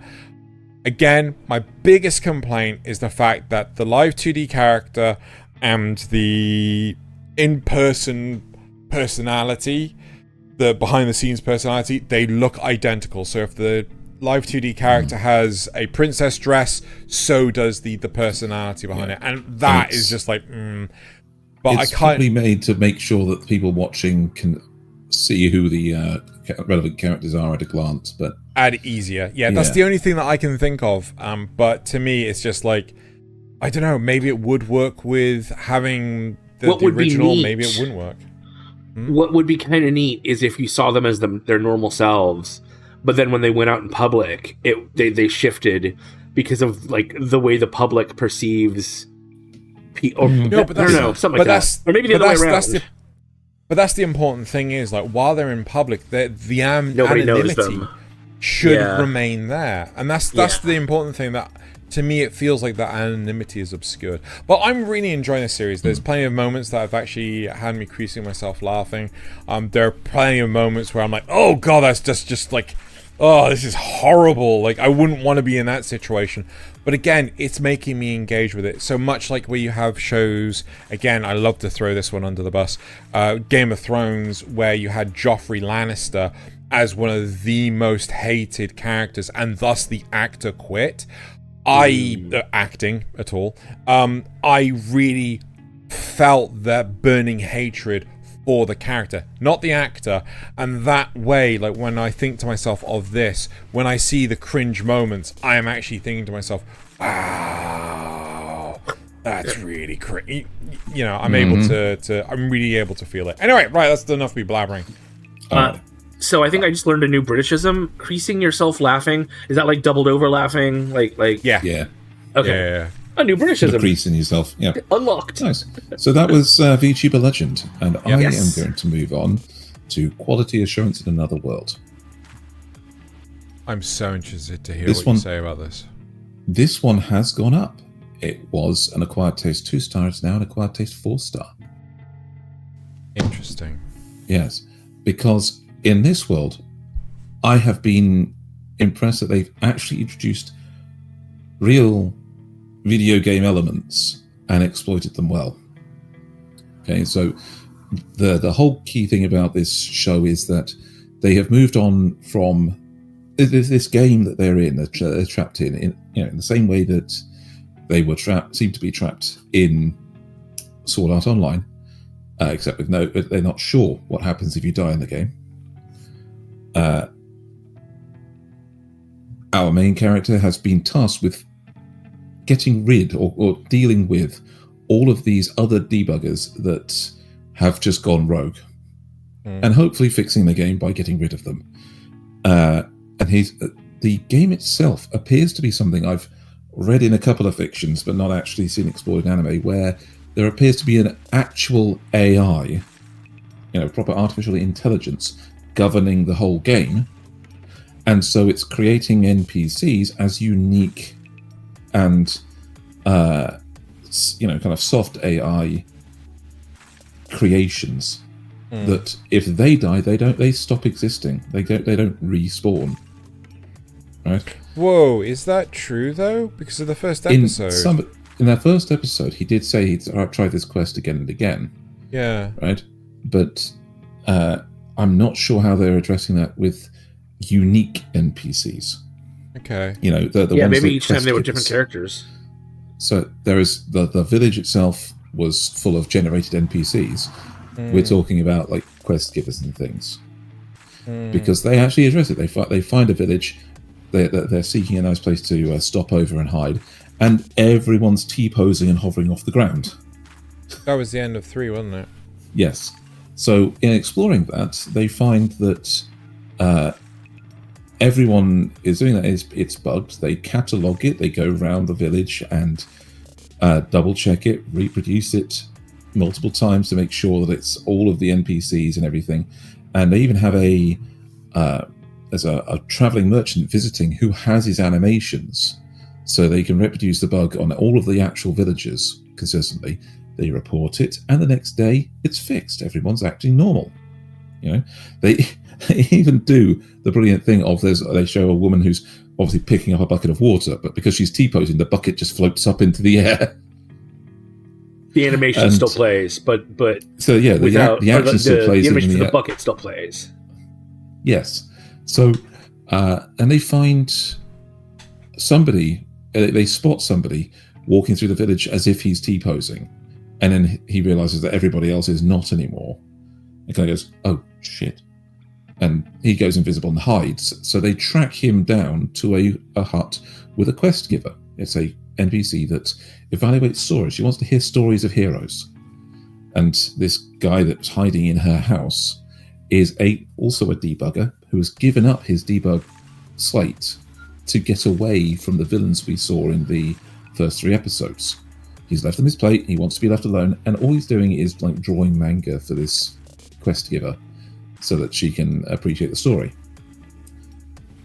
And the bad guys finally show up at the village when they discover this, destroy the house, and actually kill her. It's a very tragic scene, and they actually choked me up a little bit with how the characters react to this and how they approach it. But so they go off to try and confront these bad guys at long last, and actually use game exploits to do it. The bad guys have set up the castle so it's hovering off the ground so they can't get attacked by the town guards. Town guards run up the steps and fall into a giant hole. So they cut there, so they're not subject to the game laws. To get there, they find that if you've got a normal item like a chest that usually can't move and you hit it multiple times, it stores up the energy, and when you open up the lid, it just flings you across the map. So they use this exploit. So they use the exploit to get into the castle. But when they get into the castle, they start the main quest by getting into the castle. And so that players can't interfere with each other, once you start the main quest, it sends you into an instance. So they're exploring the castle, and the guys in the open world roaming thing can't see them. So because they're in a separate instance of the game. They go through the dungeons, defeat bad guys, and work their way up. So the plan is they're going to go into the bad guys' main room, hide, and then have a timed bomb defeat the last boss they need to defeat to be put back into the regular world. And that's just such a great idea, because in terms of game thought.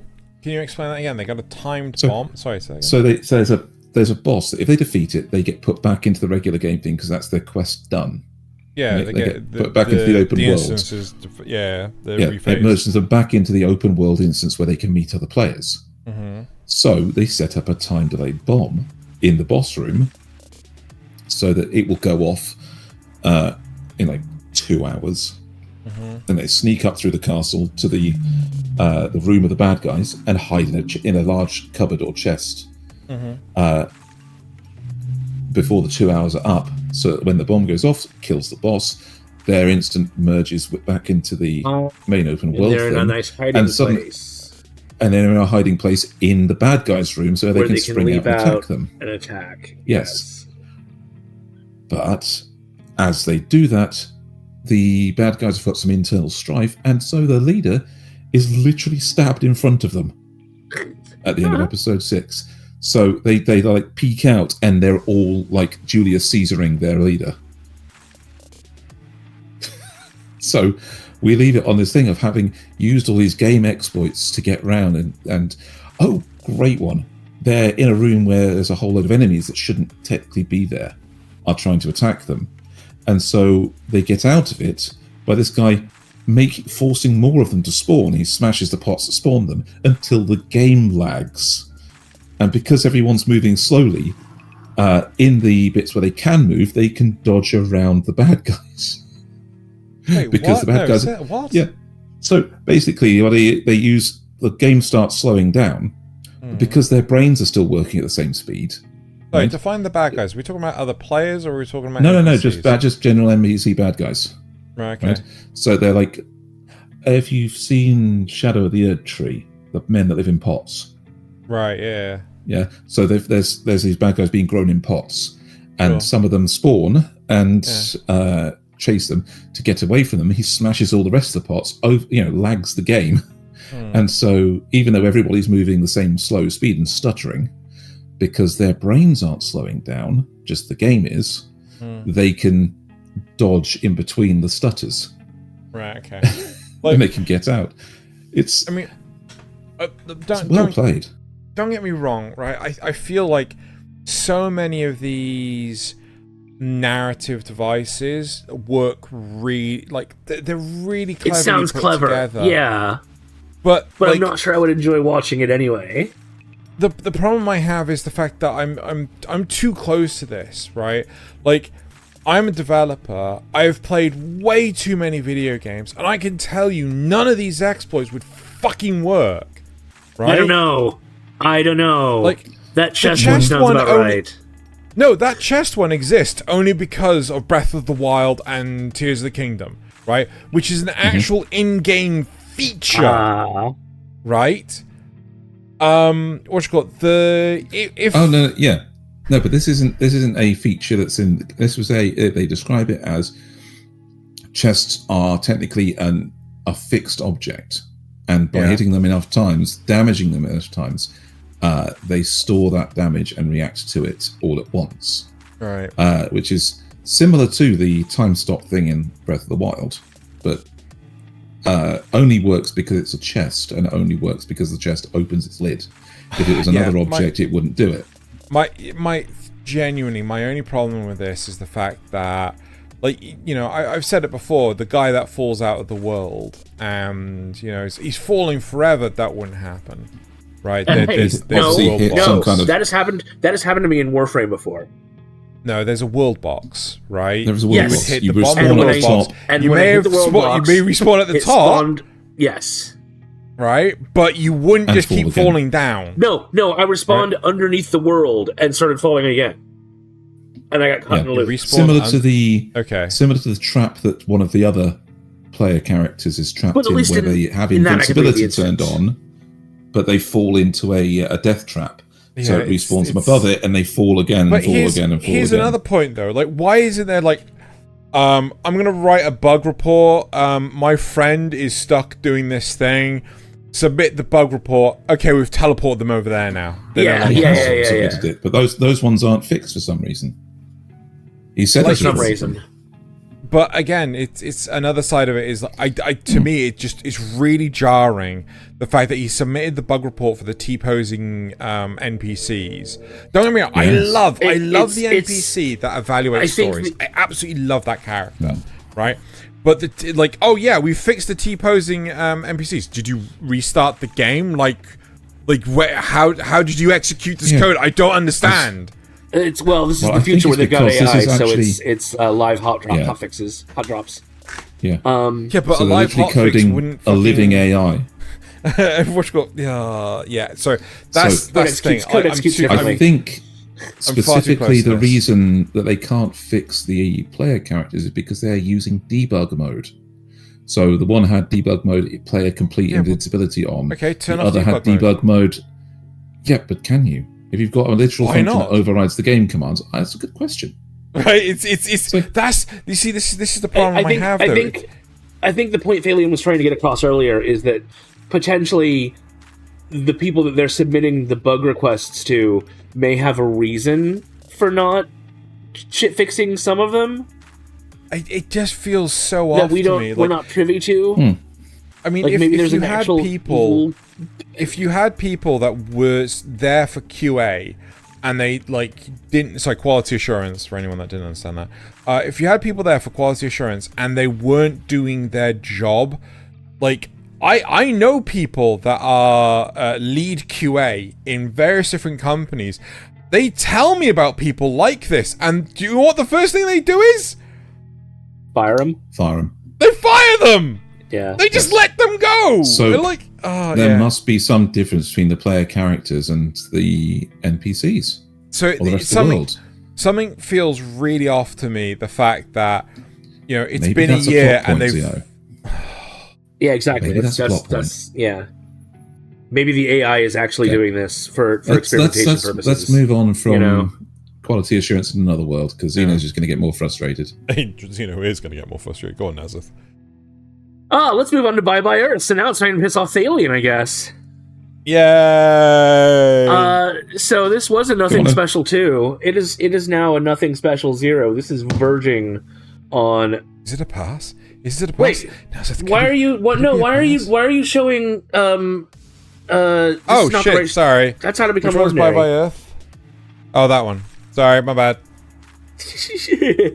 Ignore that. This is not the right show. Yes. Right. Is it a pass, Nasuth?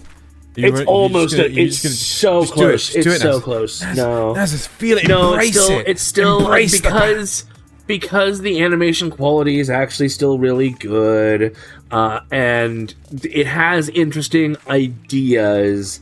It's not a pass, but the execution of those ideas, it really wants to be epic, like on the scale of Lord of the Rings or something, but it's moving too fast and does not explain enough to actually pull that off. But like I said, the animation is great. The girl gets lots of different outfits. Everyone gets lots of different outfits. It's not just, a single stagnant design through the whole show, which is kind of rare to see, in my opinion. But then the bad things start. She gets paid in the weight of her sword, which isn't explained. Does the sword get heavier, the amount of deeds she does? Does it mean that if she had a smaller sword? What? The swords do grow. Yeah, but so if somebody else did more than her, but their sword was smaller, they would get paid less. Probably. Doesn't make any sense. Not explained. There's so many neat things, though, like the raven flowers and the pup trees, and there's so much environmental world building. But, it feels like it's just there to fill in the gaps of the actual story that we're not getting. They've now... So at one point they form an army to go after another group. I won't say why, because that's a plot point. But, we know nearly nothing about the person they're going after. We don't really know about they've barely explained the top dogs and the underdogs, which are two of the people that occupy the city. Yeah, and they don't really expand on that any. Everything's in terms of art and music, which is actually kind of cool. Wars have like opening acts and a script writer instead of a battle plan, but they're functionally the same as regular tactical plans and stuff. They just call them different things, and that's kind of cool. Tries to make they weren't your real enemies the whole time arc, but since we barely know anything about the factions, like I said, it's. What do I care about that greater storytelling when we've just got like the actual battle going on? Characters get one note, maybe two if they're really important. Our main character has two, I think. And maybe the new guy that she met, Adonis, maybe he has a couple of notes too. But by and large, characters are just one note. And at least the fight in the void at the end of episode 6 seemed pretty okay. The animation's fine. It's generally standard, but has some really good standout moments. No real drops that I can remember. And yeah, that's really. I don't know what else to say. I do not agree that the story is moving too fast. I think they've created an original fantasy. And they have to do a lot of work in the environmental and in the descriptional to make some of these concepts come across. But they're not doing that work. They're just skipping past it. I think they're going. They're doing a lot of work in that sense. You got all of the thing about the musical setup. A lot of people wouldn't. A lot of people would not have that knowledge to take forward and would see these situations as just meaningless talk. I think there's more to that. There's more context here than you're picking up on, and I'm getting a lot of context cues about how this world works, about how the society is formed, and why they're actually doing these things. There's the fight going off for the army. There's political maneuvering behind that as much as there is singular people's maneuvering. There's characters that have some depth to them besides just the one note you're seeing. And no, they don't. Name one. I am the scriptwriter. He has two notes. Maybe. Okay, what do you see the two notes as? The first one was that he was too afraid of people that had more like ferocity than him, and that is because of his second note, which is that he's afraid of what he'd do if he went full, Moriarty or whatever. And that's it. All right. That's it. So you don't see that as more than two notes? No. It's massively simplified for the character arc you went through. All right, so we're just not going to agree on this one. So I'm not going to get any more into this. That's massively simplifying some of the things I've seen in this. So what would you give this? So explain the other character notes he has. Well, the explanation for that is that you see him quite early on trying to write and having to take requests from people.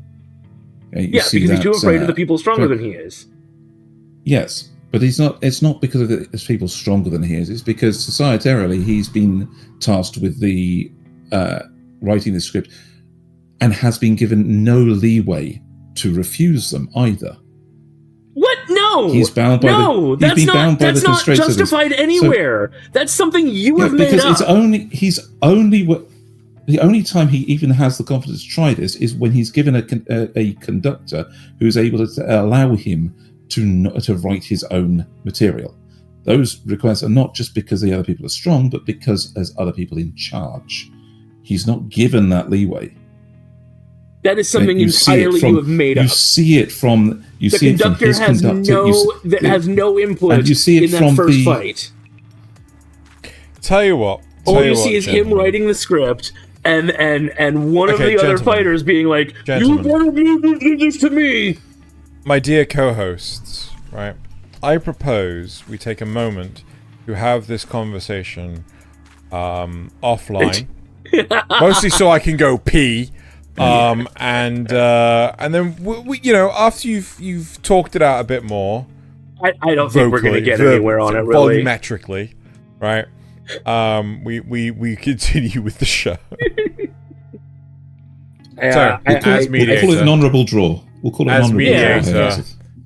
We were gone for like 3 hours, and they was we took like 5 It's now dark minutes. outside. So what would you give this, Thaylien? Out of curiosity. I have given this on my end. Hang on. A acquired taste 4-star. Well, that is a massive difference. It is a massive difference. Anyway, so let's move on. So that was Bye Bye Earth, and it's staying on my list for some reason because I'm like a masochist this summer. I just want to watch the worst stuff. Yeah, you too.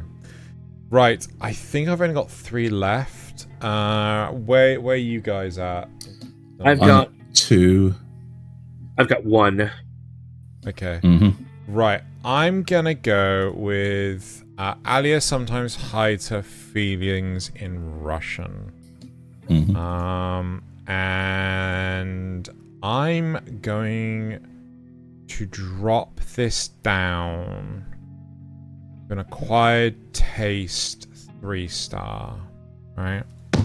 I do really enjoy the series. It has great potential. Where was it for you before? Taste 5-star, right? Okay.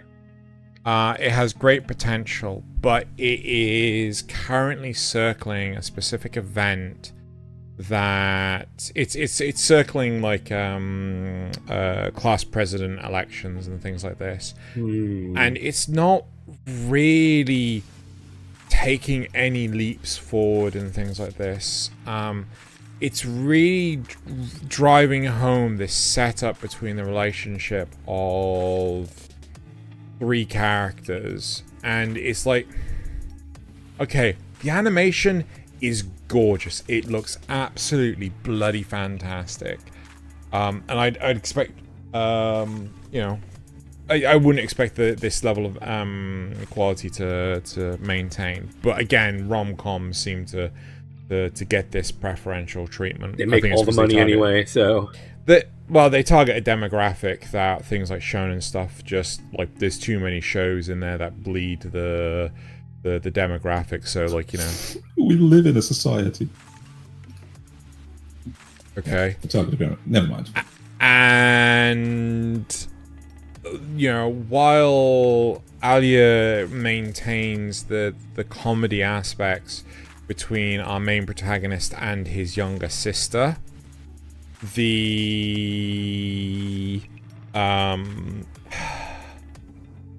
it's like this isn't making any ground. This isn't making any progress. And so from episode 4 to 6, nothing really happens, which is what is letting the show down so far. Episode 7 has great potential to do something, but it's weirdly just slammed the brakes on out of nowhere. The comedy remains true and not inspiring, surprising. It just surprises you out of nowhere, which is great. There is obviously a lot of thought put into the background of all the characters, which is again great. Yeah, but there's not really a whole lot more I can say, because not a whole lot's happened. Would you say it's basically in that stretch of rom-com where they're setting up the normal life so that they can then have the unintended misunderstanding that then drives them apart for a little while that they have to overcome so they can get back together? No, not in the slightest. No, it's really weird. So the whole premise is that no one knows that the two siblings are related because they have different last names and things like this. So they're trying to... I don't know what the reasoning is. If it was explained, I missed it. But what is the reasoning behind their hiding of identities and things like this? Don't know. But they are determined to keep it from Alya for some strange reason. There is this constant love triangle situation going on, which is kind of weird. The sister is breaking the fourth wall a number of times, but it is acceptable. It's enjoyable to experience and things like this. But at the same time, you don't really know where the sister stands.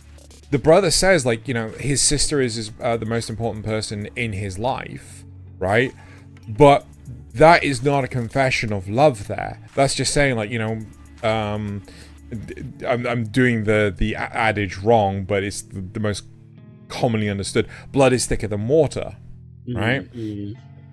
And I'm enjoying the series a lot, but between episodes 4 and 6, boggle happens. So, and that's the disappointing side of it. So, second Britishism of the episode, boggle.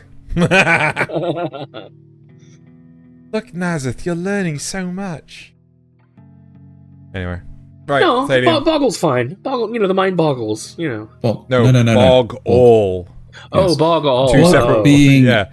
As in, I've understood nothing. Term. Nothing's happened. Right. Yes. So, bog being a slang term for toilet. Yeah. Right. So, you've learned shit all. Yeah, exactly. Yeah. Right. All right. So, I'm going to pick on one that's still watching. It looks like, which is the Ossan Newbie adventurer trained to death by the most powerful party became invincible, and I'm still really enjoying this one. It has gone up by 1 star to an acquired taste 4-star. Because it's actually so they've spent far less focus on the silly bits that, say, Xeno was not too sure about, like the elf with a rocket launcher. But they've actually started on what is the main plot of the show, where they're going to go and hunt down this mythical demon lord that they're convinced is real. And to do this, they need a number of gemstones, orbs of power. Any good quest? Just call them the Chaos Emeralds. Yeah, pretty much. And so they are seeking these out, and they're going around the world with different members of the team to find them. One episode has them going into a wyvern nest, and in order for them to take the quest, they need 3 people, but only our main character and the maid go along without realizing this. So they drag along a newly minted E-rank adventurer from the local guild, and proceed to blow up wyverns in front of her. Like you do. It's like you do. So they send the maid in, and she's doing her particular trick, which is wind blades and things. And they make sure that our newbie adventurer takes the actual newbie adventurer to a safe distance. And when and that safe distance is because a drake literally comes launching out of the forest and scrapes to a stop a certain distance away. It's just right in front of them, gets up, and he's able to punch it so it explodes. It's show off of their power at the same time as sending somebody in to get the red chaos emerald out of their lair. So they've managed to control the wyvern population, show off to a newbie adventurer, and only they control the seagull population. Yeah, I know, it's getting worse in this town. It really is. So, but then they've moved on to a new bit where the next Chaos Emerald is embedded in the champion's belt of an arena tournament.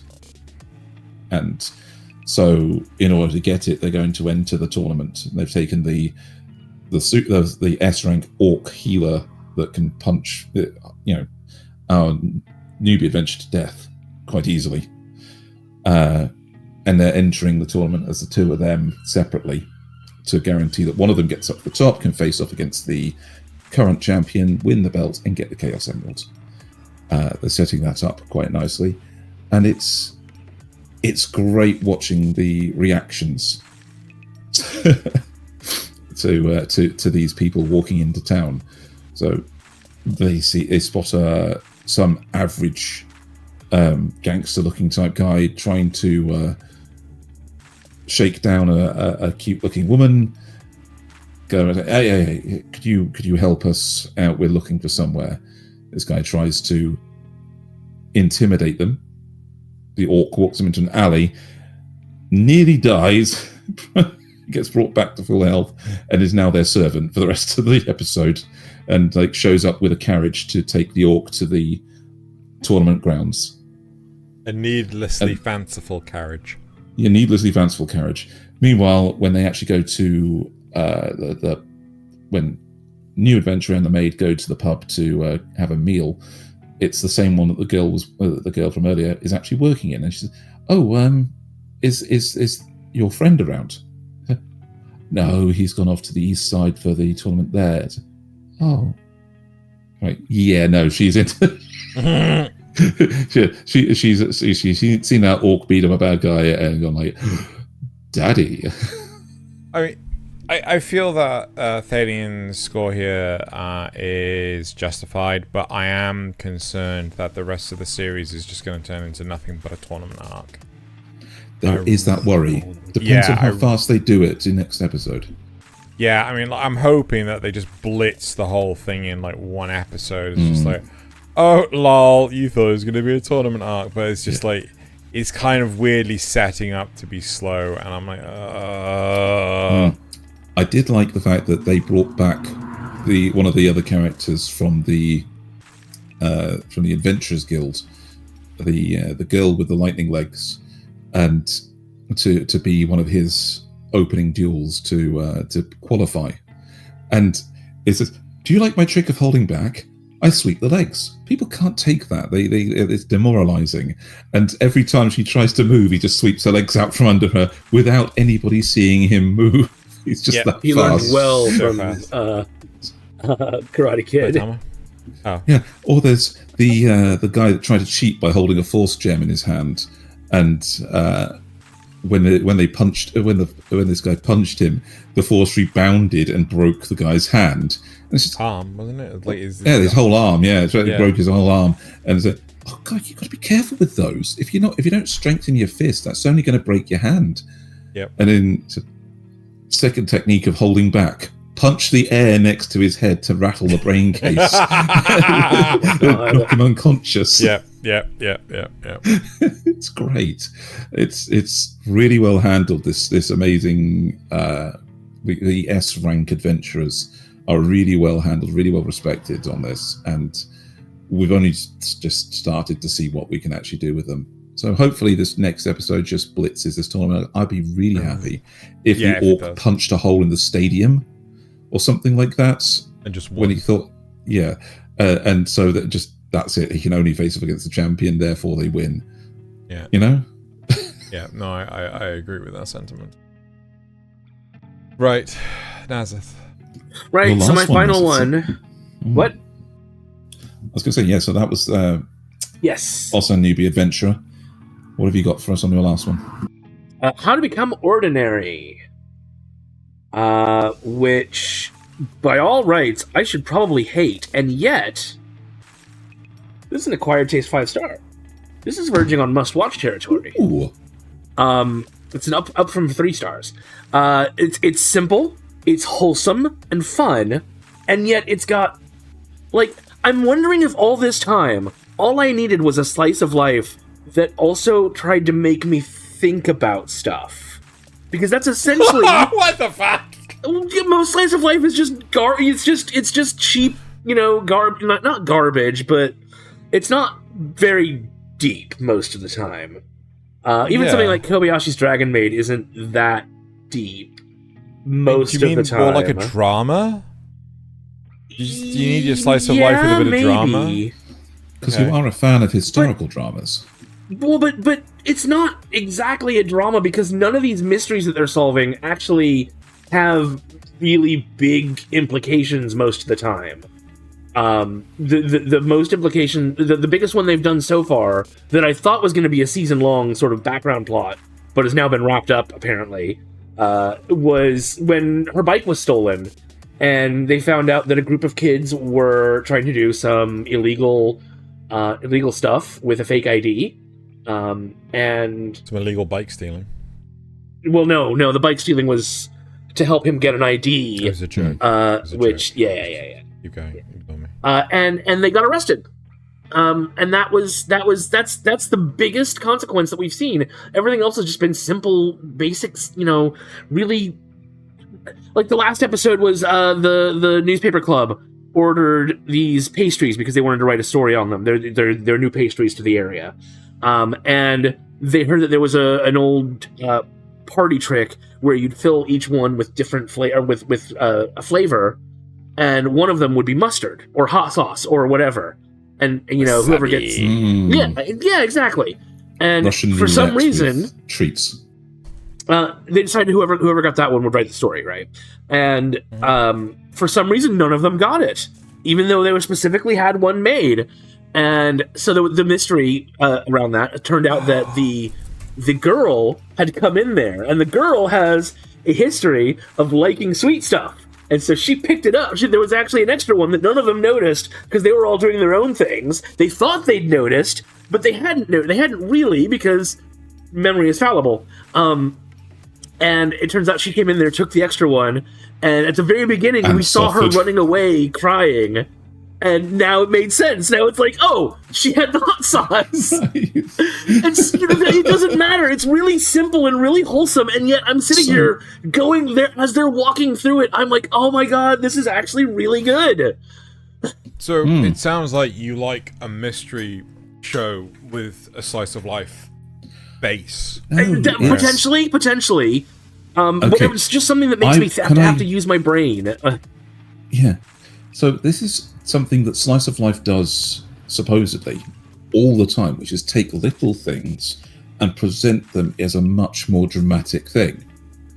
So what you've really found is somebody who's done this, they've done it right. It's for me, at least. Right. Yeah. Yes. So you've found this over-dramatization, this over-mystery solving version of a Slice of Life, and it appeals to your particular sensibility, the same way that the intelligence of Mau Mau and catching her out did in the first place with... That's great, yeah. Apothecary Diaries, or whatever it was. Yeah. That same thing where people are... It's writing clever people when you are a clever person. Seems to have appealed, regardless of whether it's Slice of Life or not. Yeah, I potentially, feel that's probably it. I feel that's the thing that's drawing Nasuth here. It's not the slice of life element at all. I think that's just, the heavy... But I do like that they're just ordinary mysteries. They're not, great big world-changing things like you might get in Apothecary Diaries. It's just these simple moments. It's a really well-defined balance, Like, I can't really think of many slice of life that has this sort of, like, mystery drama kind of element to it. Drama, yes, because I'd even argue that My Dress Up Darling has this dramatic part to it, right, as well as the rom-com side of things. Yes, but it takes test season and things a little bit more seriously than you'd think they would be by most people. But with this sort of stuff, with the whole mystery element to it and things like this sounds akin to what was the Tatami Time Machine? Tatami Time Machine? Yeah, a little bit, yeah. I suppose. And but I dropped that one because really... it wasn't as cool as the Hot Tub Time Machine. But the whole point is that you do like these very thought-provoking mysteries right? It's in part one of the reasons why I enjoyed Mysterious Disappearances. So, you know. It's part of why I enjoyed Train to the End of the World, you know? Yeah. And also there's a battle over a dessert, like he lies about eating a dessert, kind of to see if she can catch him. And it is greater than any of Kira's and L's battles in Death Note. Just because those battles were stupid. Yes, they were. Yes. This was actually smart. Right. So it's like, so that's how to become ordinary. Okay, right. So you've got 2 left, have you?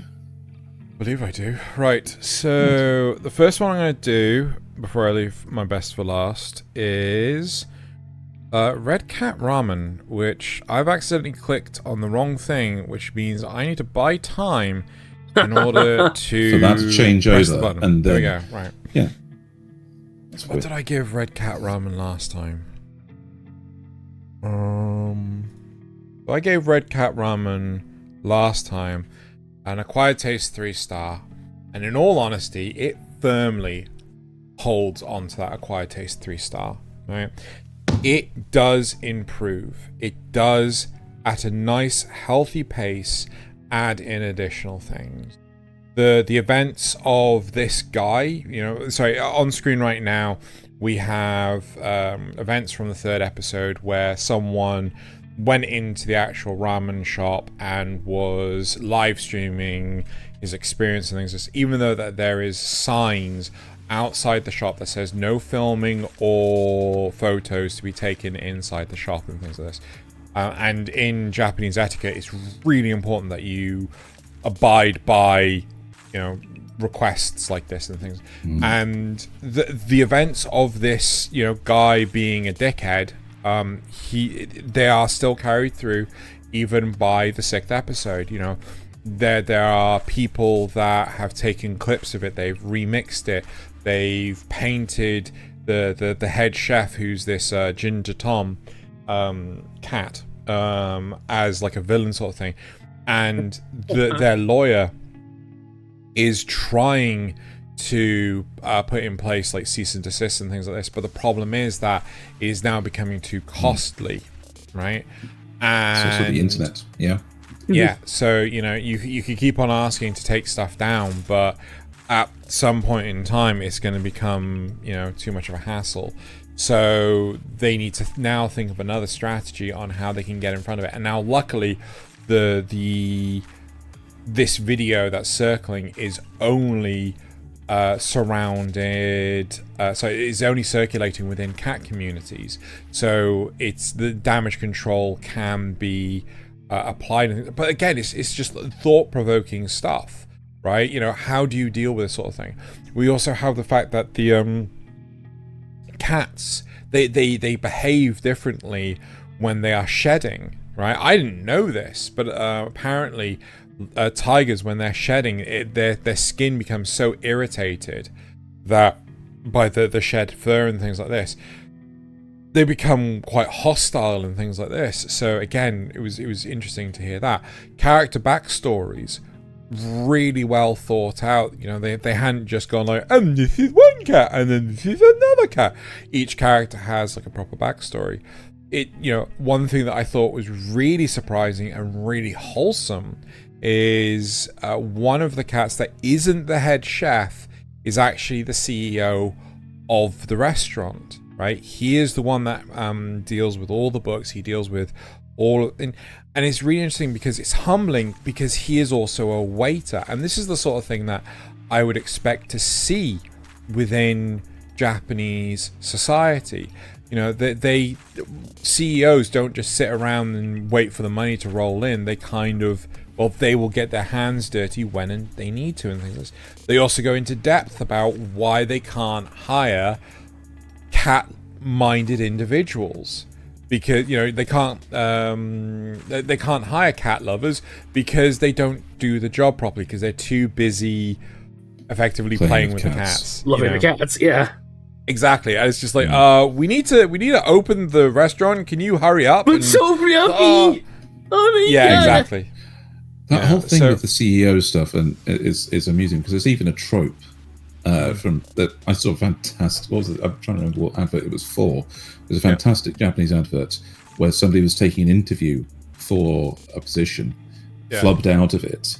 But then when they went down to the lobby, there's one of the janitors cleaning, and he said, "It's all right. You never know what opportunities will await you." And it looks like he's one of those CEOs that actually goes down and does stuff because he gets a little bit of hope. And some people in suits say, "Director, what are you doing down here?" And she turns to him and gets really hopeful, and they walk to the guy that wasn't talking to her behind her, and she went, "Oh, so, and you too, CEO. No, stop pretending back there." And she turns around again with hope in her eyes, and this guy in traditional costume gets up from behind the receptionist's desk and says, you caught me. Oh. Sometimes people are what they seem to be. is the thing, because this one's actually a janitor just trying to be encouraging. So yeah, I very much enjoy this. The animation is still on point. Like, you know, it's CG, but it's like it's not too glaring, which is they're getting very better stylistic. At that. Yeah. Well, they leaned into the style and it works. You know, it like there was one guy that they had that was like very, very hench, built like a brick shit house sort of thing, and the way he would eat, the animation wasn't the best, but I mean, compared to all the other stuff, it looked, it's fine. You know, one bad scene doesn't ruin the whole thing. Yeah, for sure. Anyway, Usually. I do remember one from Return of Magic Must Be Special, where there was a bunch of CGI soldiers just having the worst animation cycles. Well, I mean, came close to ruining it.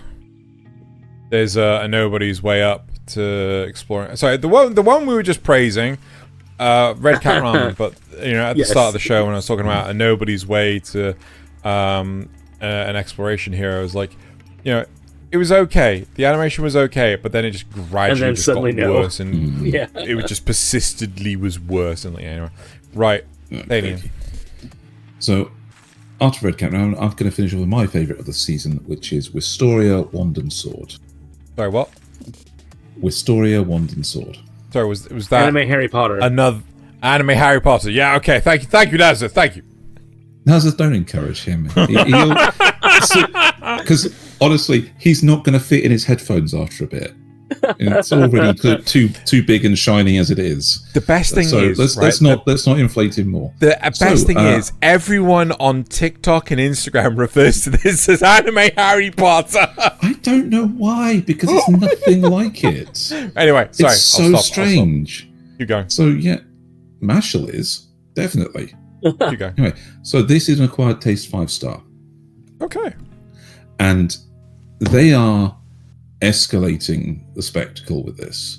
There is further character development. You're finding more backstory about the antagonists. You're finding more story about the world where our protagonist is out funding his journey through the school by helping out in shops and deliveries and a restaurant. And there are some real dicks of characters in this show at the top end of the school, and one of them arrives in the restaurant he's working in specifically to torment the people there because they don't have magic. And on standing up to this guy, it challenges him to a competition at one of the big event they hold every year, where aspiring wizards are selected by recruiters to be trained in the big tower that's the main goal of this school to become part of. So the Triwizard Tournament got it. Sorry, I could not help myself. That was a Harry Potter reference. Yes, it was a Harry Potter reference. It's very good. because I didn't think you guys actually read books. But moving on. Oh, we deserve that. So yes. So there is a competition. There's multiple competitions in this thing where people are able to demonstrate their magical prowess. But the big one is called the Crown Attack, I believe, where teams of 3 have to progress through a whole wilderness area, forest, desert, wastelands kind of places, filled with traps set by the school, and reach the central stadium and claim a crown from a stand. And pretty much anything goes, interfering with your teammates, finding ways that are fast, to progress faster. As long as you have the academic points enough for a team of 3 to enter, you can take part. And in order to put this dick of a wizard in his place, Will and his admiring fan enter with one of the antagonists who gets dragged in. And they do really well, because he gets the wizards to summon weapons for him, magical weapons, so he can attack with those instead of trying to attack with magic, which means they can exploit his incredible strength and his speed to just destroy traps and reflect magic back and down things that everybody gets to see on the big screen, the kind of things he's capable of for the first time, because he's no longer constrained to just magic. He can actually fight, and everybody gets to see what he can do. The complication is, of course, that the antagonist is sitting in the back line going, why the fuck is he concentrating so much on beating this guy? I'm his antagonist, I'm his rival, he should be paying attention to me. So it all turns, it goes into a jealous rage and actually attacks him midway through the tournament. We're leaving it on episode 6, where this huge fight has occurred between our antagonist and protagonist, and it's resulted in an honourable draw as the girl comes in, shoves a wall between them and says, sit the fuck down and listen to some common sense. We need to be facing the other teams, not each other. And we've finished on an epic moment of the Dick Wizards team entering to claim the crown, and Will soaring over the top of the arena to land and smash the concrete behind them to take them on. It's an absolutely fantastic scene, and I am loving the way this show is progressing. It's taking these characters it's established and pushing them through to show exactly the kind of things they're capable of. Obviously setting up for something more later on in the season, and this is just where they reveal everything in episodes 5, 6, and 7. So I can't wait to see where this goes next. I'm kind of surprised that you're still giving this an acquired taste. I would have thought it would have fallen into must-watch category, not just because of how much you've been praising it, but how much of the rest of the internet's been praising it as well. Like everyone, huh? I didn't realize. I haven't been paying attention to that, so yeah, I didn't realize other people were praising it as much as me. Yeah. So a lot of people have been singing the show's praises. It has kind of quietened down a bit, but I mean, typically people only sing the praises at the start of a season. So, but it may well become a must-watch by the end of the season. I want to see where it goes, and if it's a must-watch by the end of it, please believe me on it. Yeah. If it's not, if it's still an acquired taste at that point, that just means it did fall off, or didn't stick the landing. But if it does, if it makes good on all of the things it's building up so far, then this will be in must-watch territory for the season. Right. Not gonna lie though, but Dick Wizard sounds like a male enhancement website or something. You're not wrong. Yes. But just to make sure, Nasuth, you have finished, haven't you? Yep, I don't have anything else, and right. So that was Wistoria Wand and Sword. Yes. So Xena's moving on to his final one. Woo! Which is the Elusive Samurai, right? I said it once, and I'll say it again. Must watch, 4-star. Right? Now, the amount of effort that you have to go to maintain a score in Must Watch, I feel is high. You know, it's you have to really push hard compared to that of other categories. So, like, you know, it's less effort to maintain it in Acquired Taste. It's less effort to maintain it in Nothing Special. Maintaining a 4-star Must Watch for Elusive Samurai is honestly Frieren territory. That's it is Apothecary Diary territories. It is. It's not as good as either of those, right?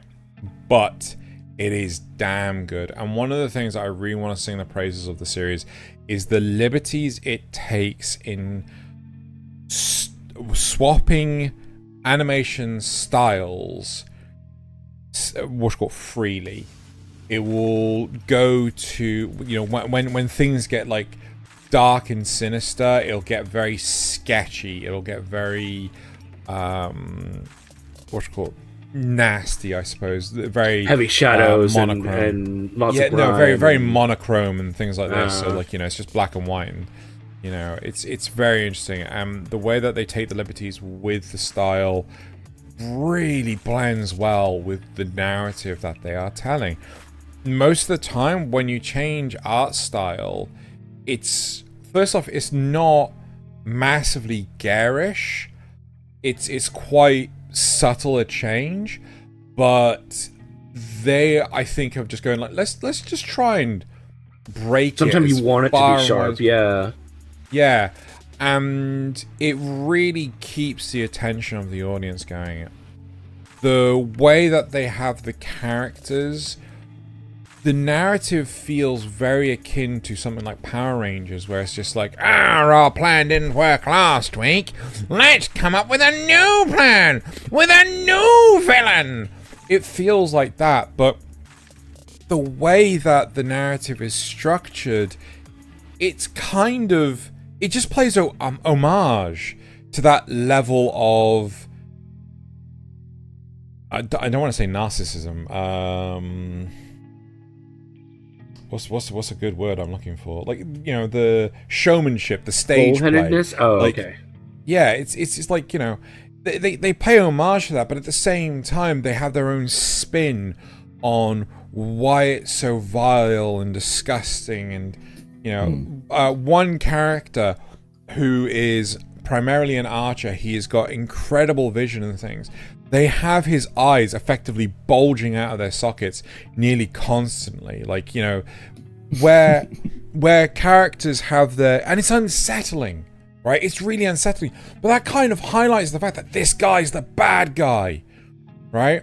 Again, there are moments when there's a character that is... You know, he's got incredible hearing. He has quite large ears, right? But they have a moment where... It's nighttime. The guy that can hear, you know, he's able to tell where the enemy is, but the guy that can see is too dark. He can't see. So the guy that can hear is basically pointing the archer. And the way that they depict this is you basically have the ear, right, next to the eye, but the ear has a little mouth in it, which is like really weird. It's really stylistically just like, wow, you are just keeping my attention the entire time. Yes. So I think I came up with a quote. Yeah. That would describe it. The difference between a villain and a supervillain is presentation. Yeah. Yeah. No, it really is for the win.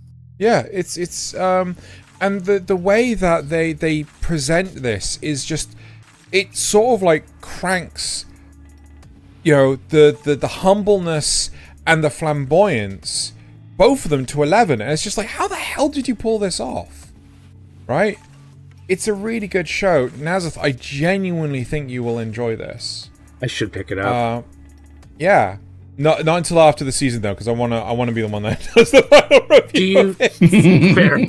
Fair. I already stole Nier off of you. Yeah, you son of a bitch. So you know, I'm loving it. I love the feudal Japan. The only like one of the few drawbacks is the fact that the narrative is entirely focused on, you know, kids, right? It like, you know, it feels weird that it's these children, and I do mean children, that are dealing with these really nasty scenarios. That is kind of what turned me off of it. But yeah, but at the same time, it's like, you know, Shrek is not just a kids movie. Shrek is a movie for all ages, right? That's what I feel the Elusive Samurai has achieved. It is an anime for all ages. There's plenty of stuff for everyone to appreciate. There you go. Very Fantastic. Cool. That's the Elusive Samurai. Avatar: The Last Airbender. Ha! I was actually It's a thinking show about about children. Yeah. It's a show about children characters, but not presented for kids in that same sense. Yeah, it's not afraid to treat them like people. Yep. Indeed. But we all know they're not. What, kids aren't people? It's true. They are extremely puntable and must be done. Especially the smaller they are. I like kids. I just couldn't eat a whole one. Yeah. Right. So, moving on, we're gonna move on to we've done the season. What you call it? Finishing off with Elusive Samurai. Yeah. Some really nice standouts and a lot of trash that I'm watching. so many mids this season. So maybe consider. Actually, here's something I want to say. Right, audience who is listening. A lot of the season is mid. Right, a lot of the season Which is seems like, to be a thing about summer. Is it? Yeah, I swear winter has most of the best shows, and then autumn and spring are kind of like, especially autumn, but mainly autumn and spring has some really good stuff too. Not quite as much as the winter, and then summer is just you like. caught that right, Zeno? What? An American calling it autumn. No, I beat that into him. Oh, good. I prefer our autumn systems anyway, say honestly. autumn. Yeah. Anyway, Nice. but a whole lot of this season is mid, right? And I think given any opportunity to, we would drop shows, right?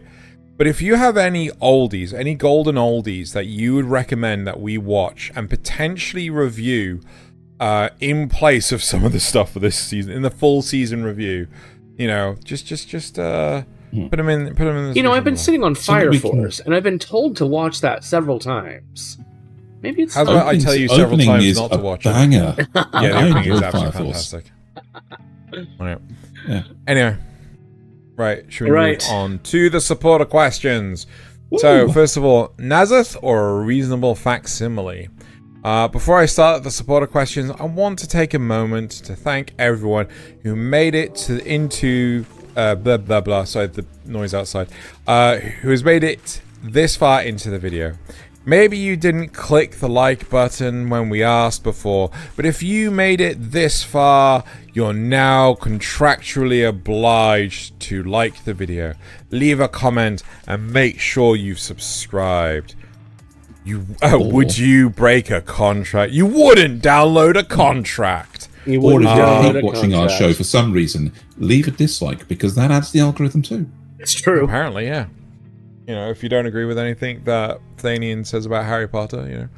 Right, so Nasuth, reasonable facsimile, also asks, one day, you gotta shoot me, I swear. Right, one day, your mum asks you for an anime recommendation just to see what this weird cartoon stuff is all about.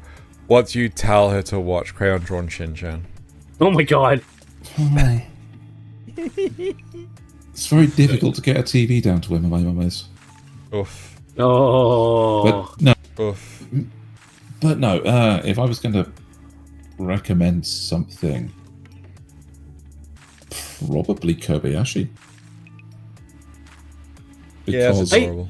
yeah, it's suitably adorable. The characters that she'll love, and a situation that's semi-relatable with the, you know, an office worker having a fantasy life come to them. So, and of course, you get to see quite a few of the classic anime tropes with some of the battle scenes, and there is, you get to see how some of the anime proportions are a little bit over exaggerated, shall we say, in a few characters. So yes, there is that. You get a good spread of what anime is without anything too over the top. I think I would actually do Golden Kamui. I think she'd like that. Okay, that's good. It's got some weird moments in it, right? But I think overall she'd really like it. Anyway, Riku 7 clone that stinks. Okay. Sorry, the Riku 7 clone that stinks. Your contract also obliges you to continue to be awesome, which is entirely effortless if you already liked, commented, and or subscribed. And it's no or, it's just and, right?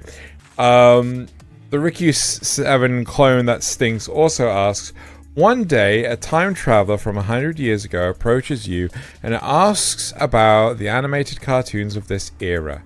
You have a sneak suspicion that it's Walt Disney. What do you tell them to watch? Studio Ghibli movies. Yeah, sounds good. It's the obvious. It's all cyclical. Studio Ghibli. Yeah, that would be a great start. What the hell is that? That would be a great start out there with the Ghibli movies. Actually, I would probably say something horror related, because my God, do you remember the how horrifying the dark forest scene in Snow White must have been for people of that era? Oh yeah, no. Oh yeah, for sure. You need something with a bit of a horror edge to give that dark forest feel. I think I would actually recommend Uritsuka Doji. Disney goes in a very different direction after that. When you play a trope so much in a show that even the person that we play it on joins in. Oh, that just keeps on recommending it to me. I mean, someday. Lastly, Zrugel asks, what is the worst anime intro you can think of? Worst anime intro? Oh, see, I start skipping bad anime intros. Yeah. So, this is really tough. Actually, to be fair, Core 2 Nier Automata, fucking goddamn it, would you... Season 2 Attack on Titan compared to Season 1. No, it's just the spoilers, but anyway. No, the actual opening credit thing. I think... Anyway. By comparison, I think know. Attack on Titan Season 2 intro was so much worse than Season 1's. Right, should we move on to the comments? Sure. Yeah. Okay, so first off, comments from the news. Zrugel says, the news is that there is no recycling near Xeno. It's very true. There isn't recycling anymore. All right. Minato Aqua is a second generation VTuber. That's I didn't know VTubing has been around for that long. Xeno, earlier you explained graduation. Can you explain generations? No. No? Okay. No, I don't know how the dude, I don't know how generations work in real life. I mean, I don't want to fucking figure out the working VTubers. Yeah, right. I see. Yeah. Someone slaps a label on it. I mean, that's all I know. The earliest known VTuber was Kizuna Ai in 2016. So, 8 years. Had to be earlier than that.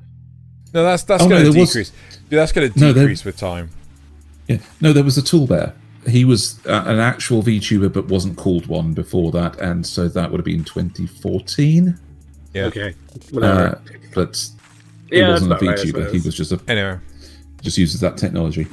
The real reason Nasuth gave Thaylien that NFT story was because Xeno would struggle with saying Den Dono Shiden Den Deka Den 5 times. Bless his heart. Yeah, you would have struggled. Den Dono Shiden Den Deka Den Dono Shiden Den Deka Den Shinden. You're adding an extra den at the end. Get it? Fuck! Yeah, you got it wrong from the start. What do you mean I've got an extra den? There's Den Dono Shinden Den Deka Den. Den Deka Den. Then say it another time. Say it 5 times. Den donoshin den den decadent, den donoshin den den decadent, den donoshin den den decadent, den donoshin den den decadent, den donoshin den den decadent, I said it right, shut up. Anyway, first there was Salt B, then there Salt Bay. It's just misspelled. It's okay. Salt Bay. Now there's Ichibe. Oh dear. That joke won't make any sense without context, but I'm feeling chaotic neutral today. I need to know the context. What is the context, Rugal? What is the context? Okay. Woo Kaiju Season 2. It's okay if we all don't like the same things, you know. That would be boring. That would be boring. No. Anyway. Strong Michelle, sorry, still the news. Strong Michelle says Japanese idols being punished for having a boyfriend sounds weird. I mean, I get why, money, but what is this? The Dark Ages? Yeah. It would be if idol managers could make it that way. It still would be. Yeah. The message of hope to the moon being Gundam themed made me smile. That was cool. And it wasn't turn A. And then thanks for keeping us up to date on what's going on. Thumbs up. Right. So now we're moving on to the comments from the cast. Stromba Shell says, "Hey, I remember this guy. Good to see Murder Dr. Loz again. Yeah. We enjoyed having him on so much." Kurabara from Yu Yu Hakusho loses his powers at one point. It's used as a plot point in one season, but wait, Yu Yu Hakusho had more than one? Okay, right. But also, he's not the main character. I've never watched Yu Yu Hakusho, so no opinion. This was a fun episode. Most of these anime I've never seen, but this is a pretty niche topic. I wonder how long it would took you guys to come up with this list. Not a huge amount of time. We got some of them from an online thing, and then we asked the Kanpai Cast Discord. I guess ChatGPT. And then a couple of them we just, eventually brainstormed. We knew that we wanted to ask. Maybe an hour or two over the course of a few days. Yeah. It wasn't too bad. Considering I came up with a topic idea in 5 minutes, wasn't? Zrugal says it's laws. If the Android Saga counts for Dragon Ball Z, then I think the Namek Saga count, and the Garlic Jr. Saga would also count. Those were both the worst sagas, but I think they count for not having the main character. He's not wrong. Yeah. Oh, he's really not. Right. I also thought the ending of Parasite was really shoehorned in. Not wrong. I mean, I like the body horror and the alien organisms, but the last 2 or 3 episodes were just dog shit poop. It's dog poop. Yep. I had to pause and laugh at your reactions to the comments about most cringe anime, because I know you intentionally forgot about those anime, Arifureta, Kingdoms of Ruin, etc. Because how bad they were. I forgot about them too until I sat down and had to think about it. Most cringe anime. Brits said had to think. Yeah, we do say had to think. Yeah, we had to another think, Britishism. Yep. Okay, cool. That's the third one of the episode. Well done. And that is it for the comments from last week. It's now time for the memes. The best part of the show. The only part of the show. God, I hope I don't have any NSFW ones. I can't remember. Same. At least you don't have any NFT ones. Oh, God. That's true.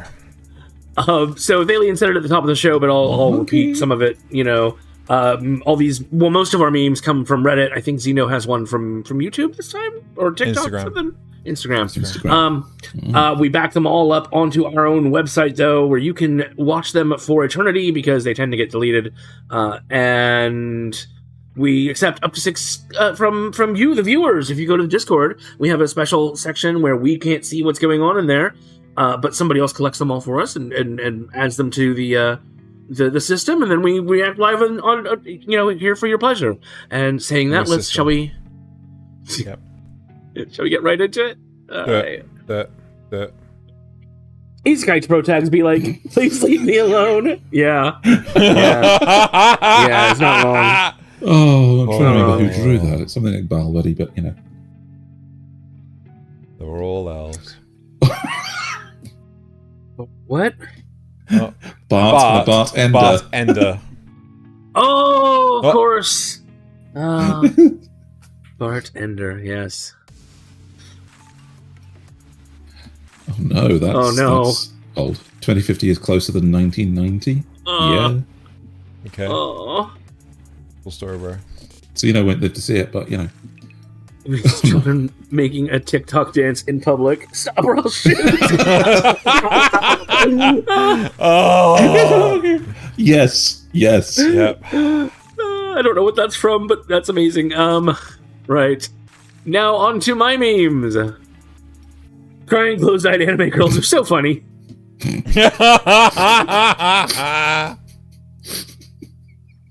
Walter White's son. I'll always be the most iconic show from this damn company. Studio Wit. Nope, we have a new and improved breadwinner, and it's Nokotan. Not wrong. Not wrong. Not wrong. Not wrong. Jinx. You will be mine, Mamo.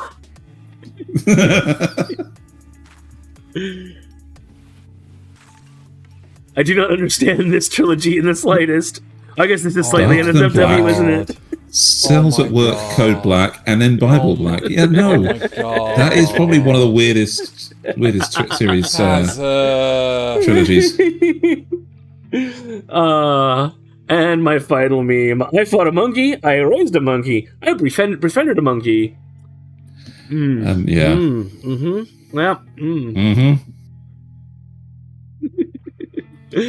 Oh, Thaylien and Xeno both have 3 video memes, but Thaylien... Oh, no, sorry, you only have 2. Wait. I lied. All right, on to Thalien's memes. A Saiyan? The legendary Super Saiyan? Oh my fucking god.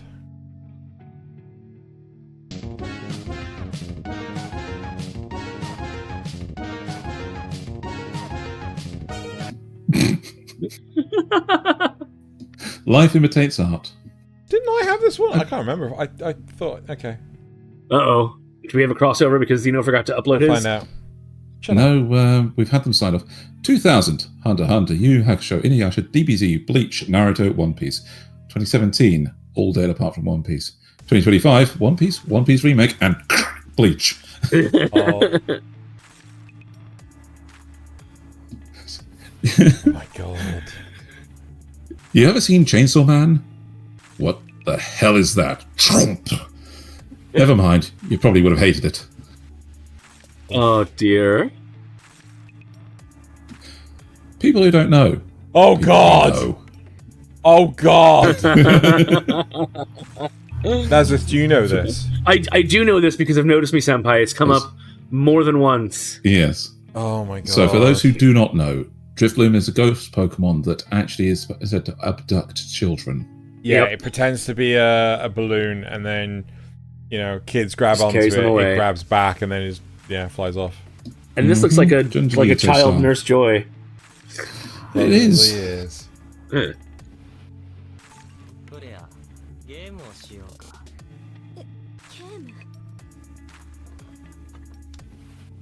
Have a break. Oh!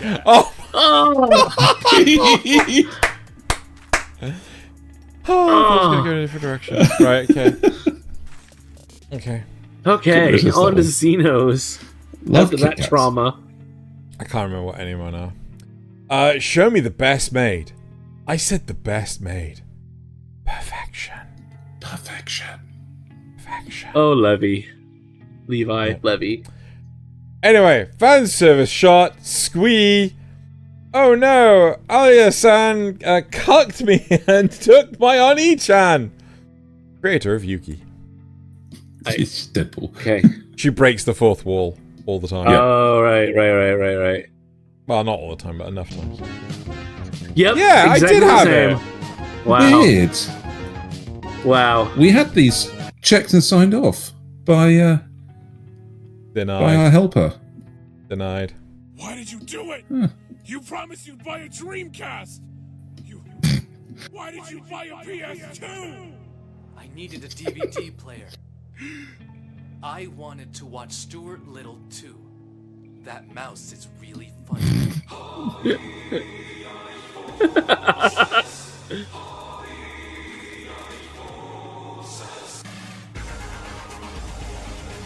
But you missed out on a great Berserk game this way, you fool.